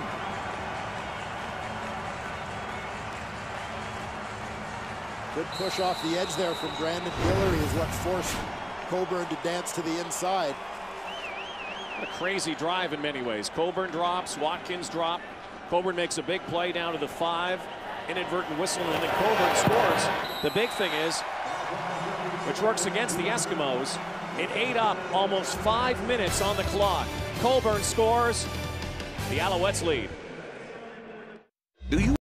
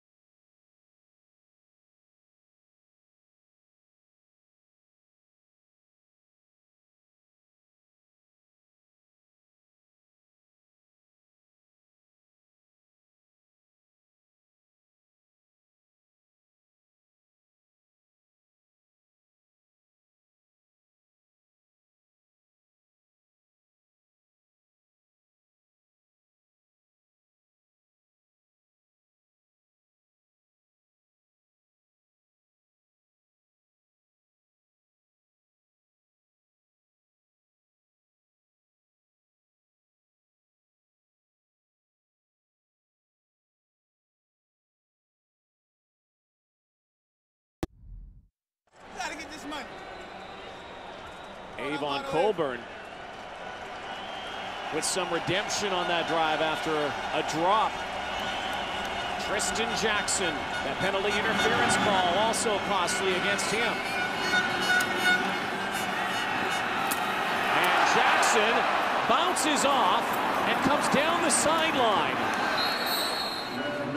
And Tristan Jackson, who looked like he was going to be stopped right in his heels, is able to bring one up near midfield. Let's go to the sideline now and once again join Sarah Orlesky. Sarah.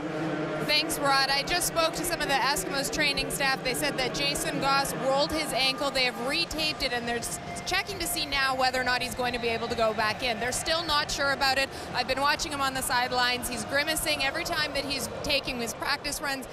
So far, they said it's still a wait and see. Thank you, Sarah.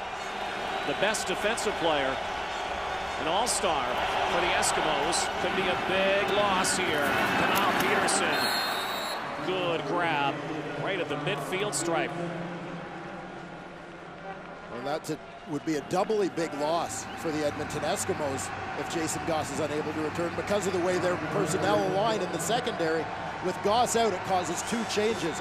John Buell moves from corner into halfback, and then Tristan Jackson comes in at corner. So essentially you've got two guys playing out of position.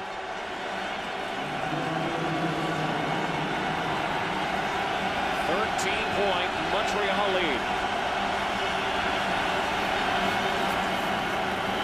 Here's the rush, and Ricky Ray is flattened just as he let it go. The Alouette D-line right now putting a lot of heat on Ricky Ray. Well, they sure are, and the Edmonton Eskimos need to start looking at some different strategies to deal with this pass rush. John Bowman goes low, Karan Williams goes high. Ricky Ray takes a heck of a shot here. But Edmonton needs to be patient. 13-point ball game with a quarter and a half to go. They don't need to get it back all at once. There's lots of time to get 2 touchdowns here in this football game. You can use your screens and use your draws. Use some things that are going to slow down that pass rush a little bit. Well, Fontaine again. To return this time is Larry Taylor, who has taken one back for one of the key plays in the game so far. The Edmonton offense has yet to find the end zone, though. Montreal leads 26-13 in the East Final.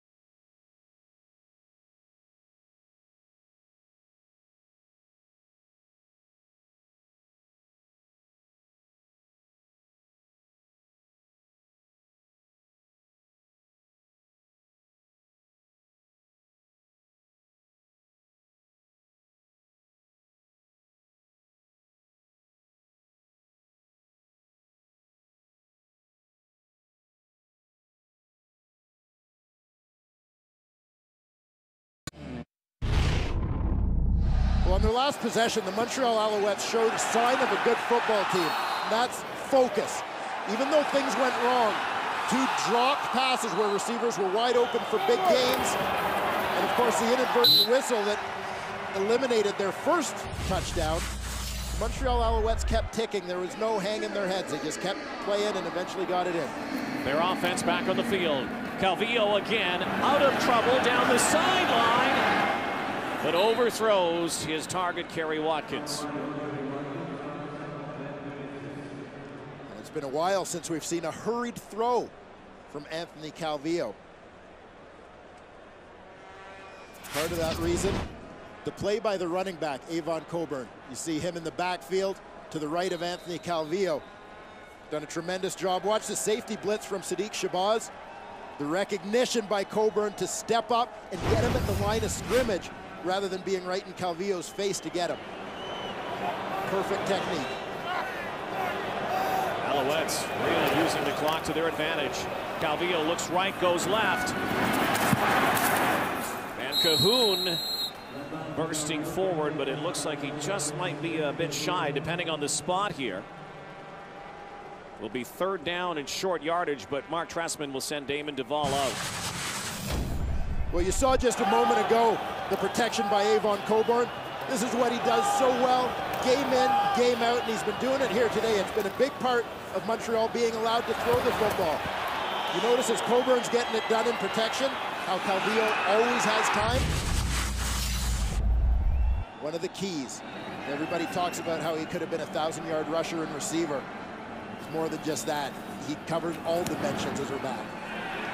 Towering kick from Damon Duvall sends Jackson back near his 20. Christian Jackson shakes one and another, trying to get some blocks on the wall. Stopped at the 25-yard line. 62-yard kick from Duvall, only a 5-yard return. Coming up, the West Final. Chris Cuthbert, Glenn Suter standing by. The Lions and the Stampeders. Buck Pierce, Henry Burris, the quarterback matchup coming up right after this game. Day began with 4 teams in the hunt for the Grey Cup. 2 will remain tonight.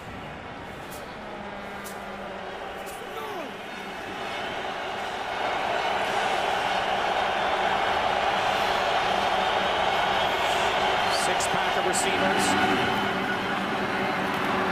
Kelly Campbell slipped, but hit hard by T.J. Hill. What a year it's been for T.J. Hill, maybe one of the more anonymous players at the beginning of the season. A lot of people got to know that number and that name. Well, they sure did. This guy flies around game in, game out. Led the Montreal Alouettes with 84 tackles this season. He's 5'9", 195 pounds, but he plays a whole lot bigger than that.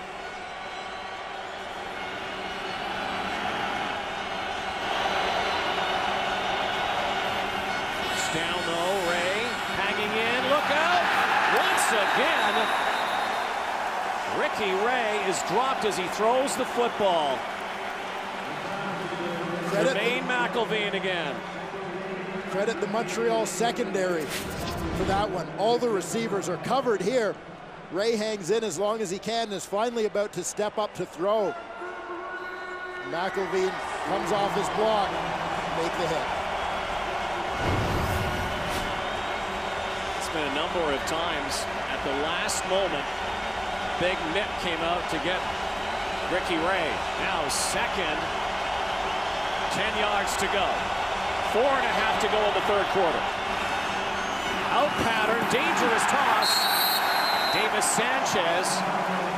Blanket coverage on Maurice Mann. Well, you hit the nail on the head, Rod, when you said dangerous throw. That short, wide side out. Looked like Ricky Ray floated that one a little bit as well. Davis Sanchez almost able to come in for an interception. Ricky Ray and Anthony Calvillo have played in a lot of big games, Grey Cup games. 3, as a matter of fact, against each other. Ray has 1 up on Calvillo, 2 cups to 1. Today, Anthony Calvillo trying to take his team to the Grey Cup. Taylor back again, builds it at the 24. Larry Taylor. Davis Sanchez. The Montreal Alouettes loving it right now. 13-point lead.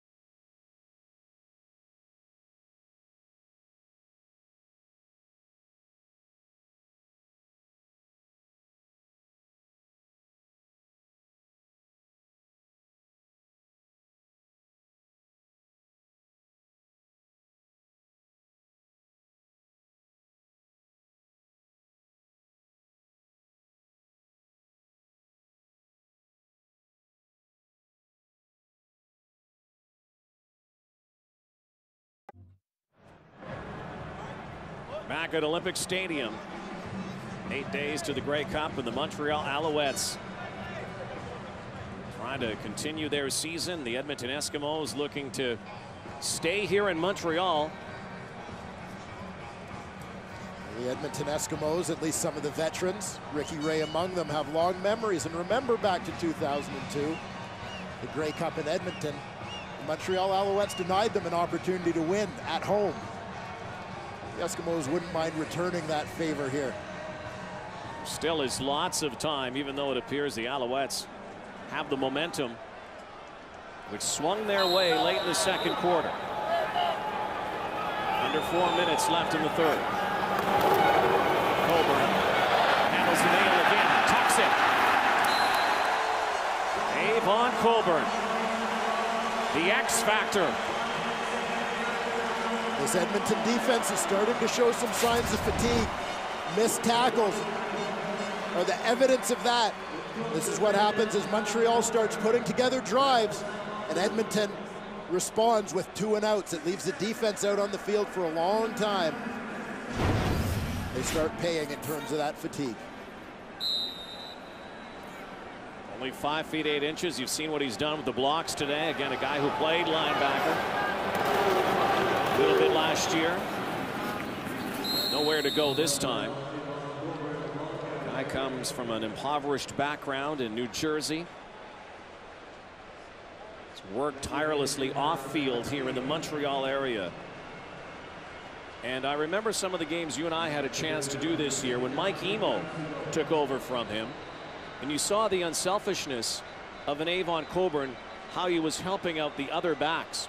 In the past in Montreal, if a back helped out another back, there was a good chance he might not be in next time. Well, so true. There you see Mike Emo on the sidelines. These guys are each other's biggest fans. Calvillo with more time. Richardson, sideline now. First down again. And as Montreal continues to seize momentum in this game, Anthony Calvillo appears to be afforded more protection. Well, and Montreal, their offensive line is doing a terrific job adjusting to schemes that resulted in pressure in the first half. Sadiq Shabazz has played close to the line of scrimmage all day, often blitzing. He was one of the guys getting pressure early in this football game. Now we see Montreal picking him up at the line of scrimmage and giving Calvillo time. Bullet over the middle for Cahoon. Shannon Garrett makes the tackle, but the Alouettes threaten to score again here. Ben Cahoon just heads right down the middle of the field on this play. He lines up as a middle receiver or inside receiver to the left side. Sadiq Shabazz comes on the blitz. He's out of the middle. Shannon Garrett's got to rotate from his strong side linebacker spot, but here you see how wide open the middle of the field is because of that safety blitz. Montreal picks it up at the line of scrimmage and then takes advantage of it on the back end. Almost a 100-yard receiving day for a guy who owns the record books in Montreal, Ben Cahoon. Coburn. Eric Taylor there for the slam down on Avon Coburn. Montreal has been imposing their will since those last few minutes of the first half. Edmonton's got to find a way to stop the momentum, whether it's some sort of big defensive stop here, a special teams play, as we saw them come up with in the first quarter, a blocked punt for a touchdown to get some momentum, or that big pass that they just haven't been able to connect on offensively, but they need something. Calvillo looks, Richardson to the 5. Had to get to the 2-yard line for the first down. Looks like he's just short as Damon Duval makes his way out onto the field.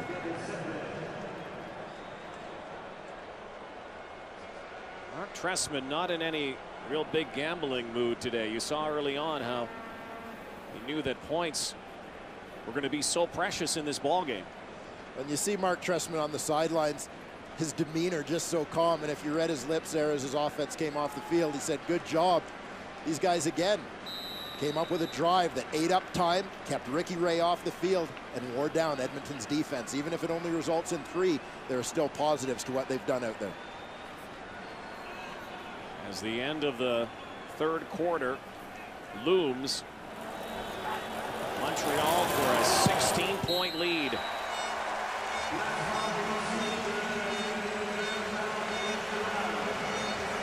Mark Trestman, how important has he been to the Montreal Alouettes' fortunes this season? Here's Anwar Stewart. In the previous years, you know, we really haven't been used to structure. You know, Coach Matthews kind of been able to do kind of like our own thing or whatever. And with Coach Trestman, you know, he's very disciplined. He's very sound. You know, I call him my little drill sergeant. You know, he's very focused. And I think that's one of the things that he's really brought to this team. It's those little things that make all the difference in the world. That organization, that structure, getting everybody on the same page, communication. Ricky Ray struggling to move the football. There's that swing pass out of the backfield to McCarty. About half the first down yardage, maybe a little more, and no penalty markers down, so that is the final play of the third quarter. The Eskimos trying to rally. The Alouettes 15 minutes away.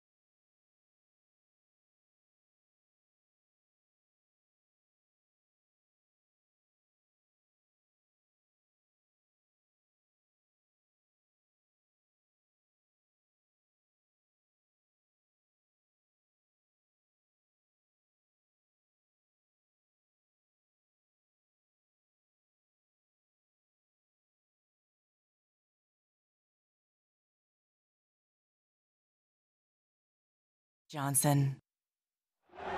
Hardly the shootout we expected between the two gunslingers. Anthony Calvillo showing no signs of rust right now. Al's lead.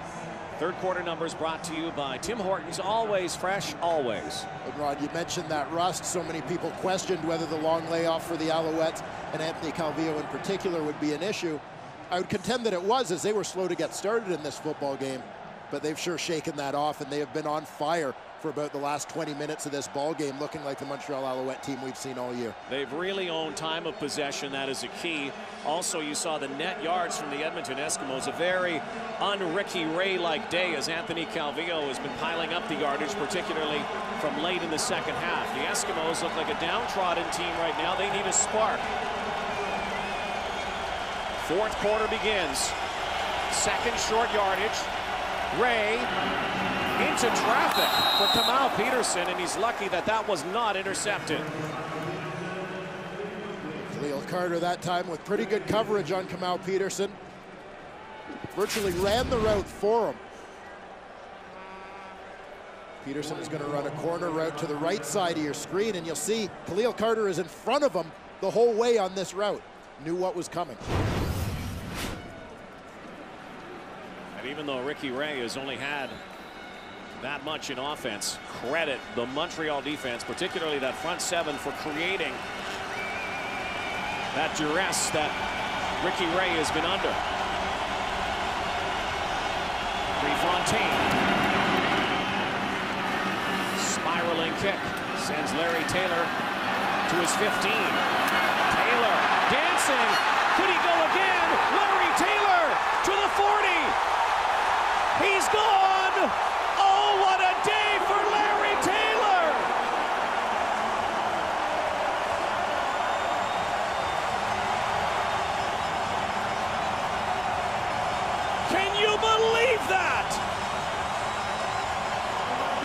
97 yards for Larry Taylor. Putting an exclamation point on this performance for the Montreal Alouettes. Early on, that blocked punt for a touchdown by Edmonton made it look like Edmonton was the team that was going to dominate in special teams. Montreal's return unit has answered back in a big way. Taylor doing it just like its coach. Get up the field in a hurry, gets a couple of terrific blocks down the field, and away he goes. That was blocking at its finest. Taylor has the jets, no doubt about it. But those blocks that sprung him resulted in that 97-yard touchdown. That's 2 returns for Larry Taylor to the house. And this game starting now to look like that game in late September when the Alouettes blew out the Eskimos. It sure does. A 40-4 victory for the Montreal Alouettes on that day as they kept the Edmonton offense, much like they have today, from scoring a touchdown. Montreal putting up points with special teams and offense. Here we see the special teams by Larry Taylor. First one makes the first man miss and then just outruns the other 11. Second time around, Taylor starts off straight up the field, gets a terrific block by Etienne Boulay on the punter, Noel Prefontaine. That was the one that sprung him. 97 yards for the touchdown. It's almost hard to believe that Larry Taylor was standing on the sideline at the beginning of the season watching. And here, near the end of this football season, on the verge of a trip to the Grey Cup, is one of their stars. This is where you invest in your young guys. He sat behind a veteran, Jason Armstead, earlier in the year. Montreal felt that the young guy would have the bigger upside. Would give them a little bit more as the year went on. Larry Taylor providing a huge return on that investment here today. Life is timing. Think about Larry Taylor on the sideline, not playing. Jason Armstead has a couple of brain cramps in a game early in the season and then gets cut by the Alouettes. Taylor takes over and has taken over this ballgame. CFL single game playoff record. 2 touchdowns. Owls lead 36-13.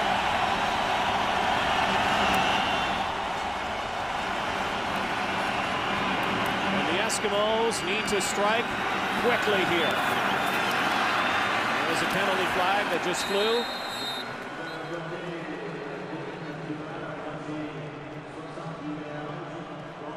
As they sort out the penalty, let's go down to the sideline once again and join Sarah. Thanks so much, Rod. You said that you've been talking about how this is reminding you a little bit of that 40-4 game. While talking to some of the Eskimos, they said they don't think that this is anything that the Alouettes are necessarily doing to them. It's their own mistakes. They said this is something that they think that they can fix, that they're taking responsibility for. It's not the crowd noise. It's not anything like that. This is their own miscues. Dan Komisky just came up to me and said, have you given up on us yet? Don't. We've still got a game to play. If they believe they can fix it, they better start the repairs in a hurry. Yeah, you better hurry, as Kenny Onatolu chirps on the sideline. 13 minutes to go. That can be an eternity in the Canadian Football League, but they have to score suddenly. Ray. Maurice Mann. What a difference about 90 minutes is made in this ball game. The Eskimos had imposed their will. There was little resistance from the Alouettes, and suddenly this game turned. Well, you get that feeling for any team playing against Montreal that if they're able to hold their offense in check for a while, they better get some points up on the board before Montreal wakes up. And Edmonton's offense just hasn't been able to do that. It's true, there's a lot of time left, and this Edmonton team has shown tremendous resiliency all year long, bouncing back from various kinds of adversity. But they haven't even shown signs here, and that's where the concern comes in. So just shy of a first down. Danny Machocha's homecoming to Montreal. Again, grew up here. Began his football coaching experience with Montreal as a volunteer, unpaid job, and now a head coach with the Eskimos. 2nd and 1, Ray in the shotgun. Has one to burn, I guess, over the top, and Kelly Campbell with that big play. Matthew Prue with the lick. This is an absolutely fantastic route by Kelly Campbell. I've seen Alan Pitts run this one 1,000 times. Watch the footwork as he fakes the out. Khalil Carter bites and then he turns it upfield. Secures the catch even though he knows contact is coming. Great play by number 71. And if there is reason not to give up on the Eskimos, it's this guy. Kelly Campbell has turned games around. Peterson went backwards there, and his forward progress, however, gives him the spot near the midfield stripe. Peterson tried to work back towards the ball at the end of that play. Just ended up continuing to work backwards after he caught it. See Kamau Peterson, the inside receiver here. Runs an out route as he's got the two guys clearing in front of him. Looked like he was just trying to get a little better angle to get to the outside of the defender who was approaching. Got tackled from behind instead. 2nd and 4. Ray going deep once again for the big play guy who's got it and scores a touchdown. That's the one they needed. Kelly Campbell does it again. Well, you can almost smell this one coming. Kelly Campbell, the inside receiver in this set. He's going deep all the way on this one. Gets the defensive back turned around. Ricky Ray throws a perfect ball to the outside, so the free safety, Matthew Prue, can't help out on it. Campbell turns on the Jets for those last couple yards. Get it in there. Dan Comiskey, you're right on the money. Don't give up yet. Lots of time left. And the Eskimos have responded exactly the way they needed to. And the lead once again. I need everybody to come with me. Back to 16. Mr. Big Play. And Ricky Ray finally finds the house.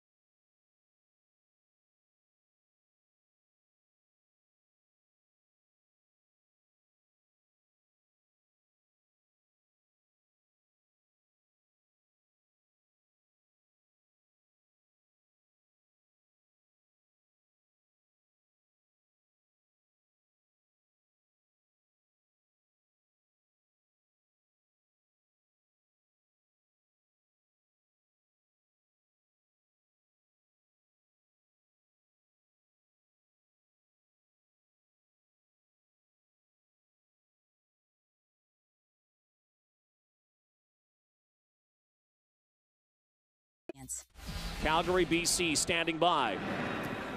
Well, Prefontaine, the Eskimos strike quickly and get back to within 16 points.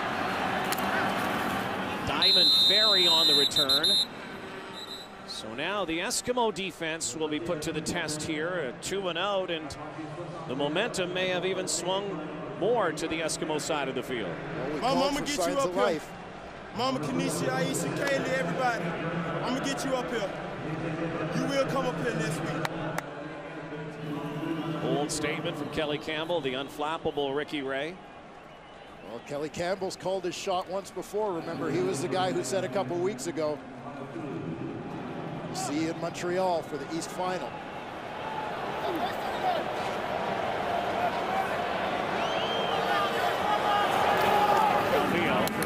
Pitch pass to Richardson. Jamel Richardson makes one tackle miss.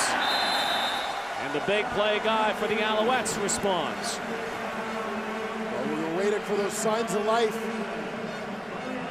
from the Edmonton Eskimos. The offense delivered. The defense has got to answer the call. Jamel Richardson lines up on the outside, the short side of the field here, right side on the hitch screen. 2 steps up, a step back. Makes the catch, runs through some arm tackles. Can't do that against a 220-pound guy like Jamel Richardson. Again on a hitch pass, 10 yards away from 100 on the afternoon. Coburn stopped in his tracks. Getting on a Tolu. That will be second. 6 or 7 yards now. And the Edmonton defense needs a hold.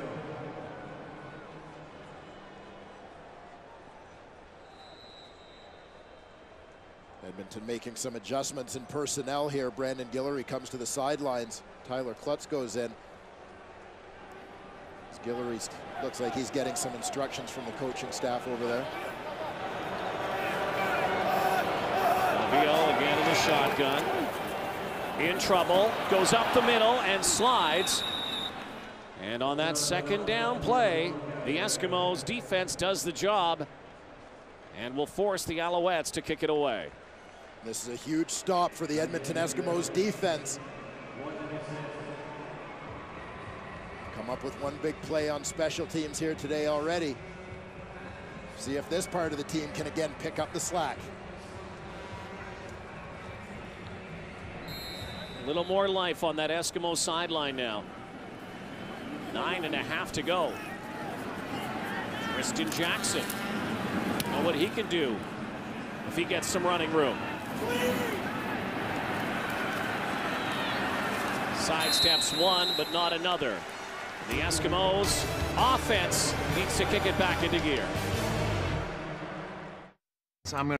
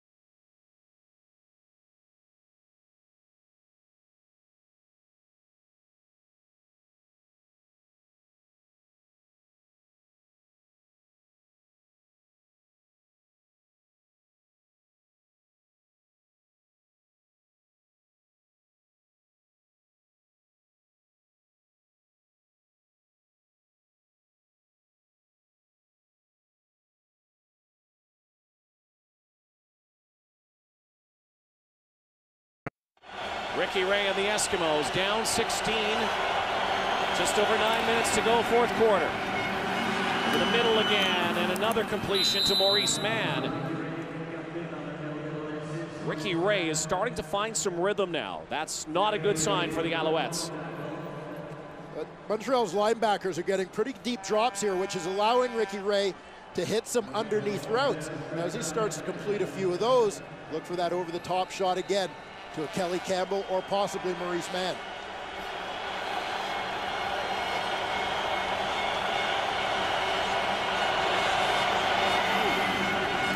Four-man rush, middle again, but that one out of the reach of Kelly Campbell. Not a good toss that time. So it'll be second down and 10 yards to go. So watch the clock. I'm sure impatience is setting in a little bit for the Edmonton Eskimos. They can hold their horses a little bit. There are those opportunities for some underneath throws here.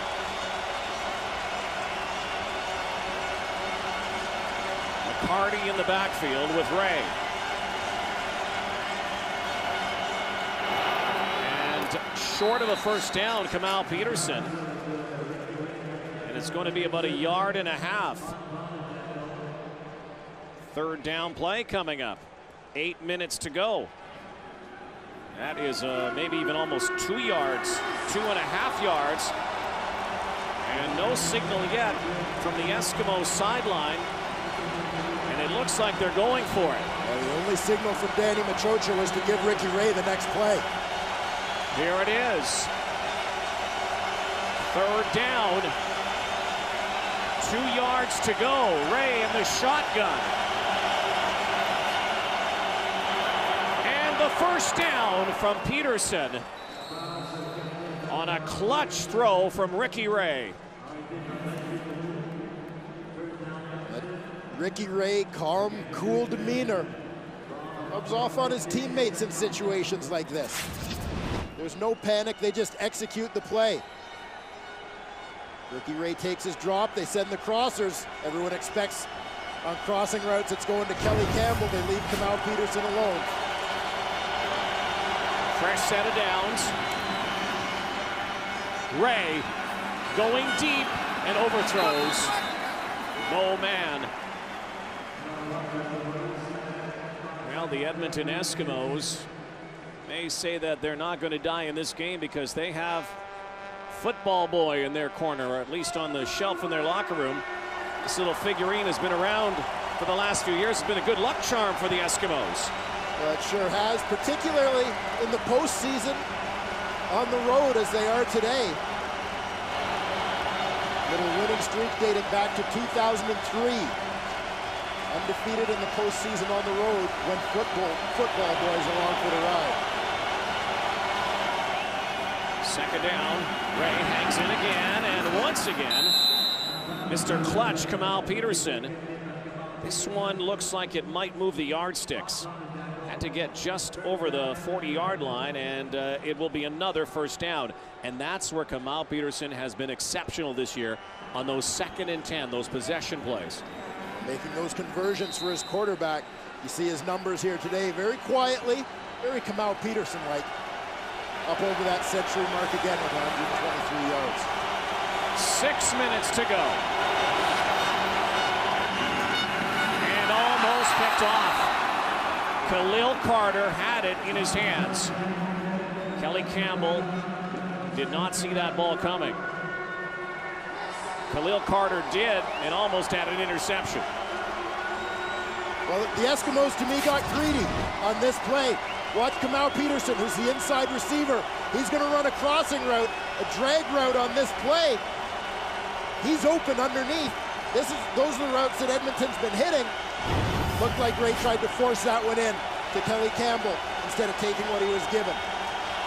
Another huge 2nd and 10 play. Ray on the L pattern, and once again they convert to Kelly Campbell. And the theme continues on this drive. They're completing passes in front of the Montreal defenders, marching the football, doing it. Kelly Campbell just runs the out route against Mark Estelle. Estelle's given him a cushion because he's seen the speed of Kelly Campbell. So instead of going deep, Campbell breaks it off. Easy first down for the Eskimos. The clock's such a factor now. Just over 5.5. Eskimos again, almost a must possession here to score. The far sideline, and Peterson can't bring that in.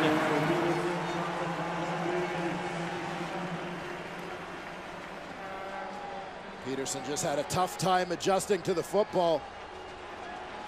Leaves the Eskimos in a 2nd and 10 situation again. Another critical 2nd and 10.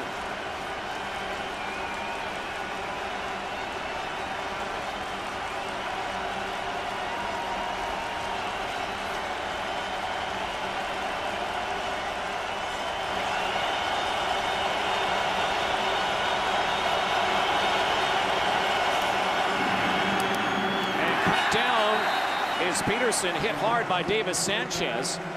The spot will be another couple yards short. They have to go for it here. You saw them go for it. The 2nd and 3rd and 2 situation. This is 3rd and almost 5, Dwayne. They need touchdowns here. Field goals won't do at this point. Well, it worked once. It has to work again, or that could be all she wrote. Ray looks to the end zone, and incomplete. No penalty marker. 4 minutes to go, and the Alouettes that far from hosting next week's Grey Cup.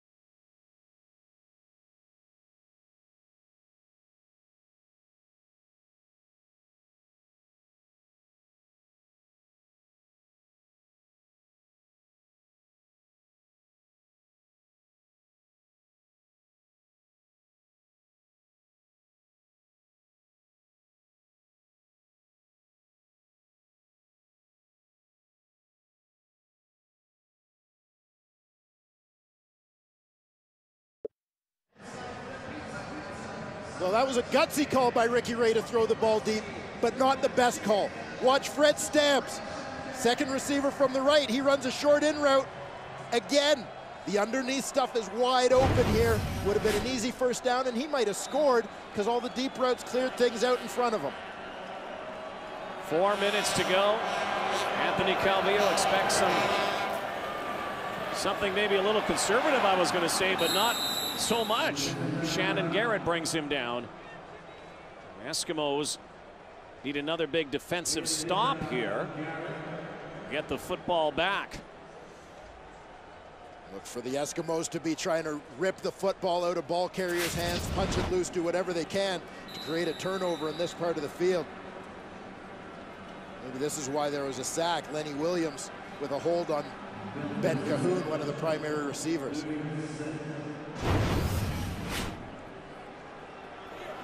Inside 3.5 minutes now. Keeping it on the ground, and so the Alouettes will have to give the football back to Edmonton, but time ticking away on the Edmonton Eskimos season. Montreal here will no doubt run down the clock before kicking this football. They cannot take a safety in spite of this field position, the 16-point ball game. So they've got to kick it. We've seen this punt return team get pressure a couple times, including a punt block for a touchdown earlier. See if they go for that or the return here. And they have that lethal weapon, number 38, Tristan Jackson, near midfield.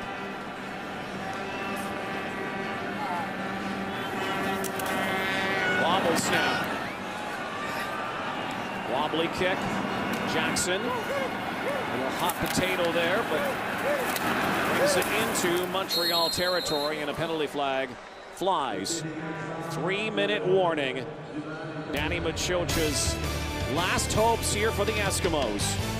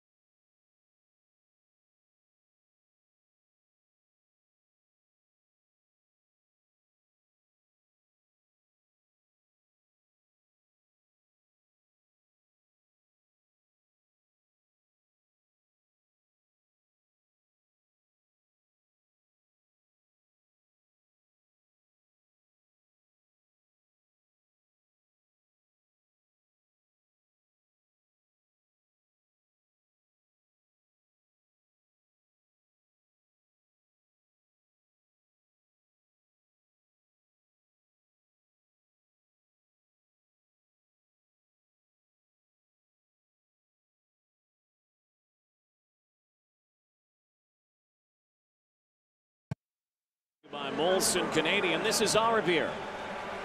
Well, the big story here hasn't been the quarterback matchup necessarily that everybody anticipated, but special teams, particularly Montreal, those two big punt return touchdowns from Larry Taylor. Ricky Ray through the pocket. And fumbling the football was Calvin McCarty, but he was down already.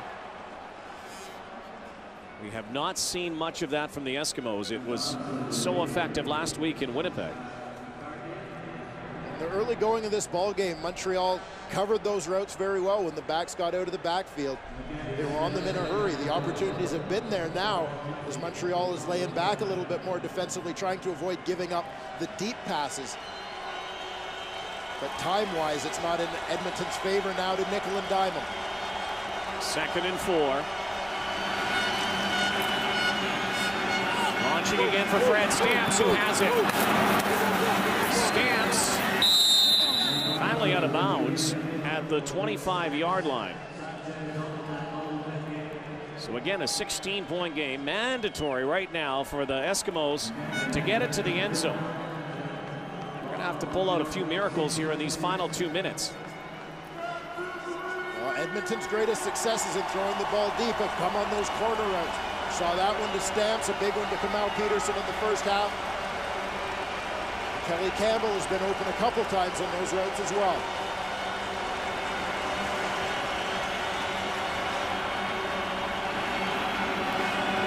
Ray avoids the pressure, and one hops one to the sideline.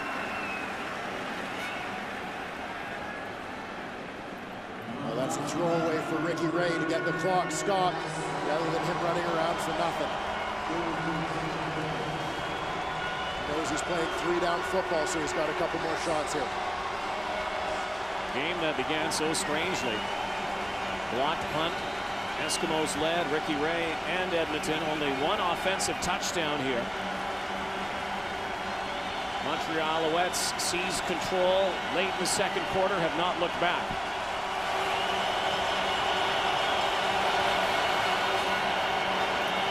That screen, and Chip Cox drops Calvin McCarty. And now with 1:58 to go, 3rd down, this is it. This is it. The opportunity was there on that play. McCarty released a little bit too quickly and was too wide relative to his blockers. He's had 2 of his big old linemen, Kabongo and Armstrong, out in front of him. But McCarty was too close to them, which allowed the defender, Chip Cox, to make the tackle.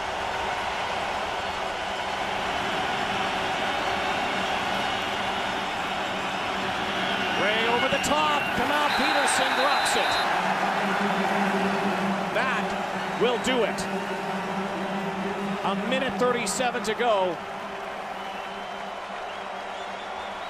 The deal is sealed. Crowd here in Montreal knows it. Now Peterson's got an opening.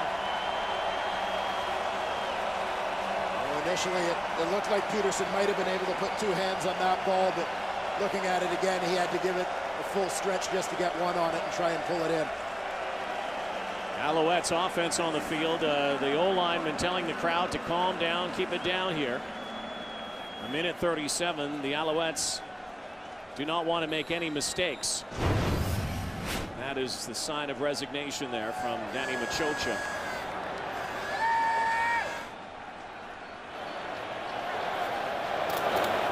Calvillo still airs it out though for Watkins. Why not, I guess, when you've done it all day. Well, and for Montreal, bear in mind, this is their offense. High percentage passes still. They feel safe throwing them.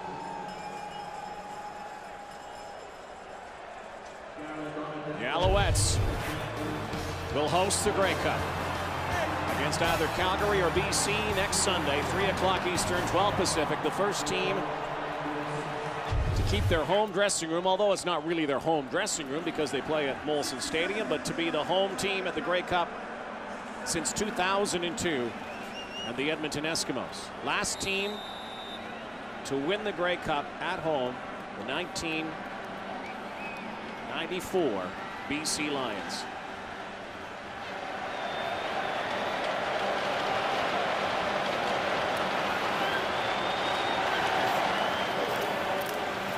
Avon Coburn will be stopped. And And the Eskimos will get the ball back, but they ran out of time here in this fourth quarter. Anthony Calvillo is a little upset, but just not enough time here for Ricky Ray and the Eskimos, and a 16-point deficit. The Eskimos,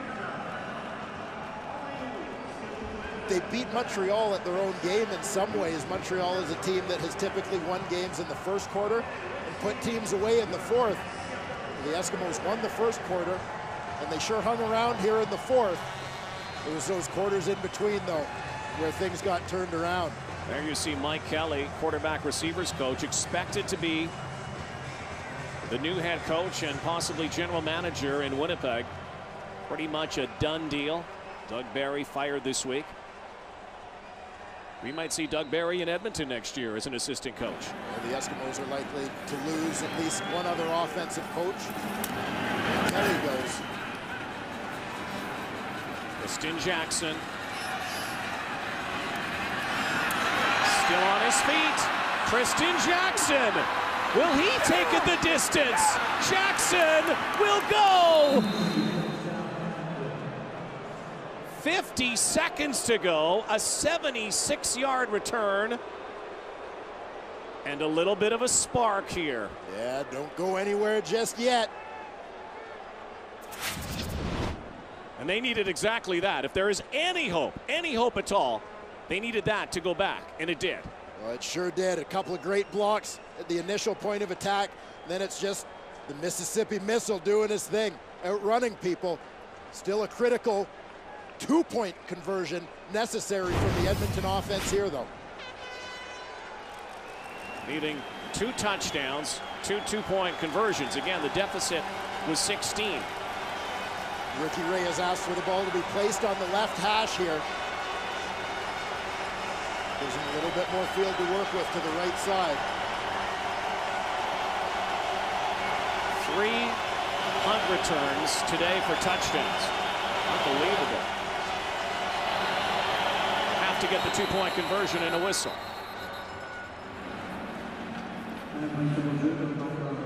Well, you should never say never in the Canadian Football League, but who would have thought that Tristan Jackson would have been able to juke and jive his way to the end zone there. Time count violation. Edmonton number 15. Repeat the convert. 5 yards back. And this is pretty much irrelevant. The extra 5 yards really don't make a difference for Edmonton here. But I'll tell you, as you see Mark Trestman, I remember talking to him late in the season. I asked him, what's the biggest thing you learned over the course of your first year in the CFL? He said the last 3 minutes are night and day compared to American football. Ricky Ray, the deep part of the end zone, knocked away. Khalil Carter with a huge play. 50 seconds to go. That one just hung up a little bit too long. Needed to be thrown on a little bit more of a line, but Ricky Ray has to throw this one through the goalpost, so he can't throw a dart for Kelly Campbell. That's what allows Khalil Carter time to get there to make this play. Had to put it up through the goalposts.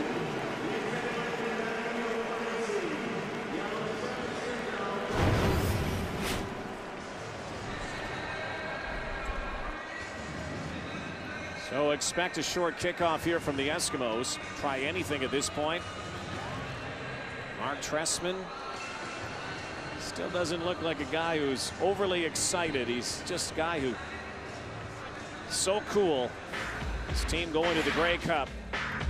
Here's our TSN turning point. Well, you talk about sudden change in a football game. It can happen on turnovers. It can happen on special teams. The Montreal Alouettes did it with the latter. A couple of Larry Taylor punt return touchdowns. The Edmonton Eskimos thought they had hope. Larry Taylor stuffed it out with those big plays. TSN Turning Point brought to you by the 2008 GMC Sierra Professional Grade. So the Eskimos need to recover this short kick. Again, immediately get it to the end zone.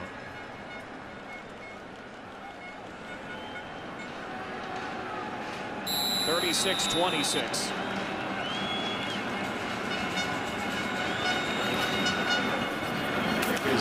high enough. And the Eskimos have it.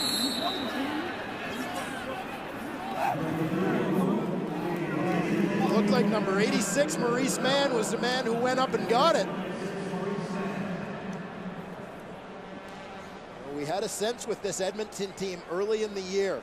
We saw them with that late comeback win against Calgary. You see number 86 in the middle of the crowd.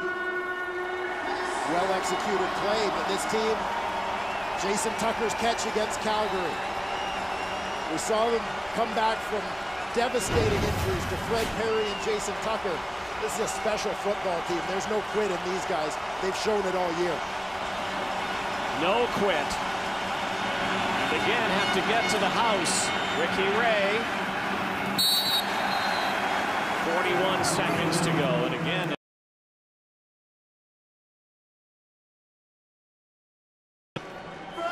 But you're right. Edmonton football fans have a lot to be proud of. 34 straight years of playoff teams in Edmonton, then 2 straight years of a drought. They still finish in last place this year, but are able to cross over. They have given reason for Eskimo football fans to believe again. Time running out on their season. Ray for Stamps. And Fred Stamps was only a couple steps behind that football.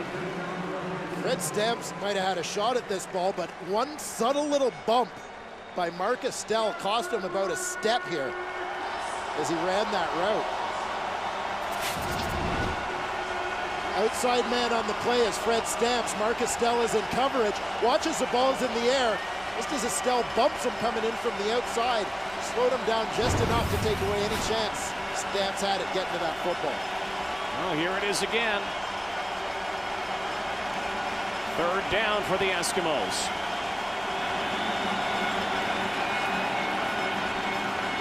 Ray fumbles. That will give Montreal the football. 28 seconds remain on the clock.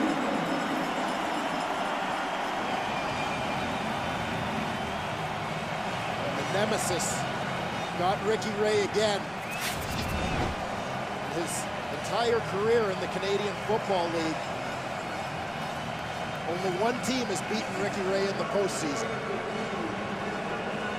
It's the Montreal Alouettes as they do it here for the 2nd time. There's Jim Pop, who was the coach last year, GM now, of course, and Mark Trestman, who he hired. Alouettes will take the knee. And how about the turnaround as well for Anthony Calvillo, and Mark Trestman just took a Gatorade bath. You think back to the offseason, Rod. Is that a smile, by the way? I think that's a smile. That's about as much emotion as you'll see out of Mark Trestman. You think back to the offseason. He's not happy, is he? Look at him.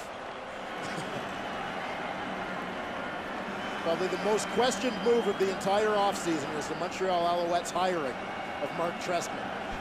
Jim Pop's happy. Mark Trestman has always said this year to us, it's not about the next game. It's always about this game. This game, and I can tell you right now, you know what he's thinking about? Next week. That's the kind of football coach he is. We won't see a full smile unless he comes away with a victory in the big one. Now the clock ticking. 20 seconds. Danny Machocha's homecoming spoiled.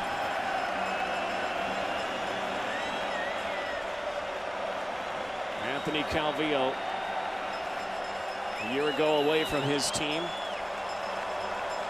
Montreal Alouettes last were in the Grey Cup in 2006. They're going back, and they don't have to go far.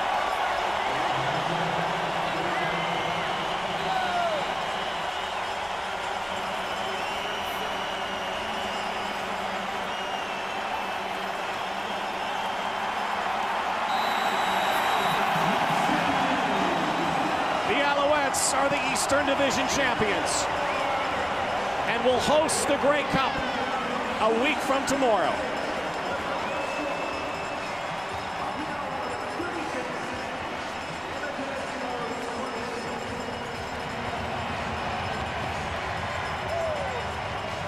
Let's go down to Sarah Orlesky with the winning coach. Coach, you get your first Gatorade bath as a head coach in the CFL. You don't show much emotion, but what's going through your mind right now? How proud of you are you of this team? Sarah, that's exactly what I was going to say. Our team has tremendous backbone. We took Edmonton's best shot today, and we stood the test. I was really proud of our football team. I thought both teams played very, very hard, played big-time football all across the board. And I'm just proud to be on this field and be part of it all today.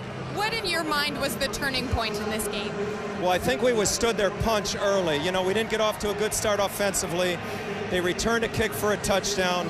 There was some things that really didn't go our way from the start, and we battled back. The second quarter, we did some great things to drive-wise, and I thought our offense overcoming 2 drop balls in the first series of the third quarter and then going on to score was huge. Thanks so much. Okay, Sarah. Thank you. Back to you, Rod. Mark Trestman, Anthony Calvillo. The Alouettes are going back to the Cup right here in Montreal next week. All that's left to be determined who they'll play.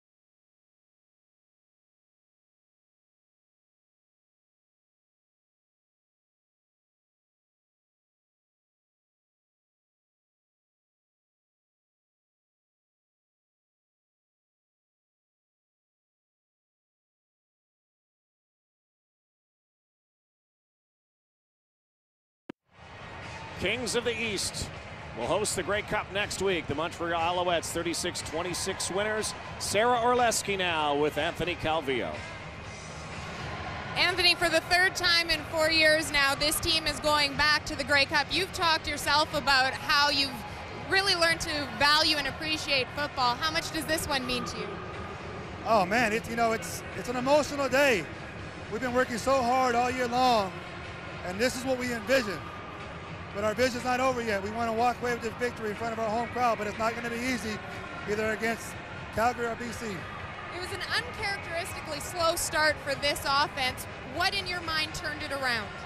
Well, you know, defensively, they're good. You know, they started making some different coverages, and all of a sudden we found out what they were trying to do, and then we started coming up with some big plays. So we scored enough. We had to do a better job in the 4th quarter to close the game, and that's something we're going to focus on for next week. You said to me just off camera that now you guys have to win the Grey Cup. So guys have gotten to them, now you have to win them. How long do you revel in this victory before you look ahead? Until we find out who wins in about 4 hours. Thanks so much, Em. Thank you. All right, let's go to the field now. The Eastern Division champions will be crowned.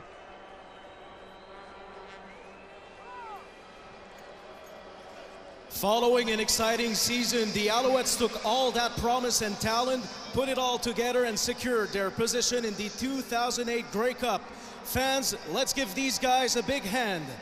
Après une saison excitante, les Alouettes ont travaillé très fort pour s'assurer d'une place lors du match de la Coupe Grey, ici même à Montréal. Félicitons les Alouettes chaleureusement.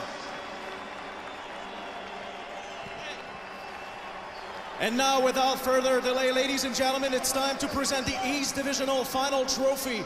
Please join me in welcoming Michael Copeland, Chief Operating Officer of the Canadian Football League, who will present the 2008 East Division Final Trophy to Jim Pop and the rest of the Montreal Alouettes. Alors, mesdames et messieurs, sans plus attendre, le moment est venu de présenter le trophée du championnat de la section Est 2008 à Jim Pop. Et aux Alouettes de Montréal, voici Michael Copeland, chef de l'exploitation de la Ligue canadienne de football, qui présentera le trophée aux champions de la section Est. Mr. Copeland.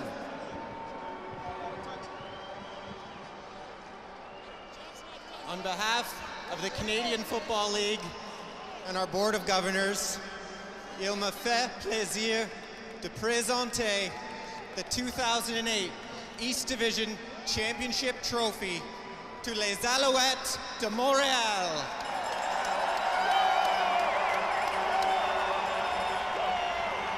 Bonne chance à la Coupe Grey.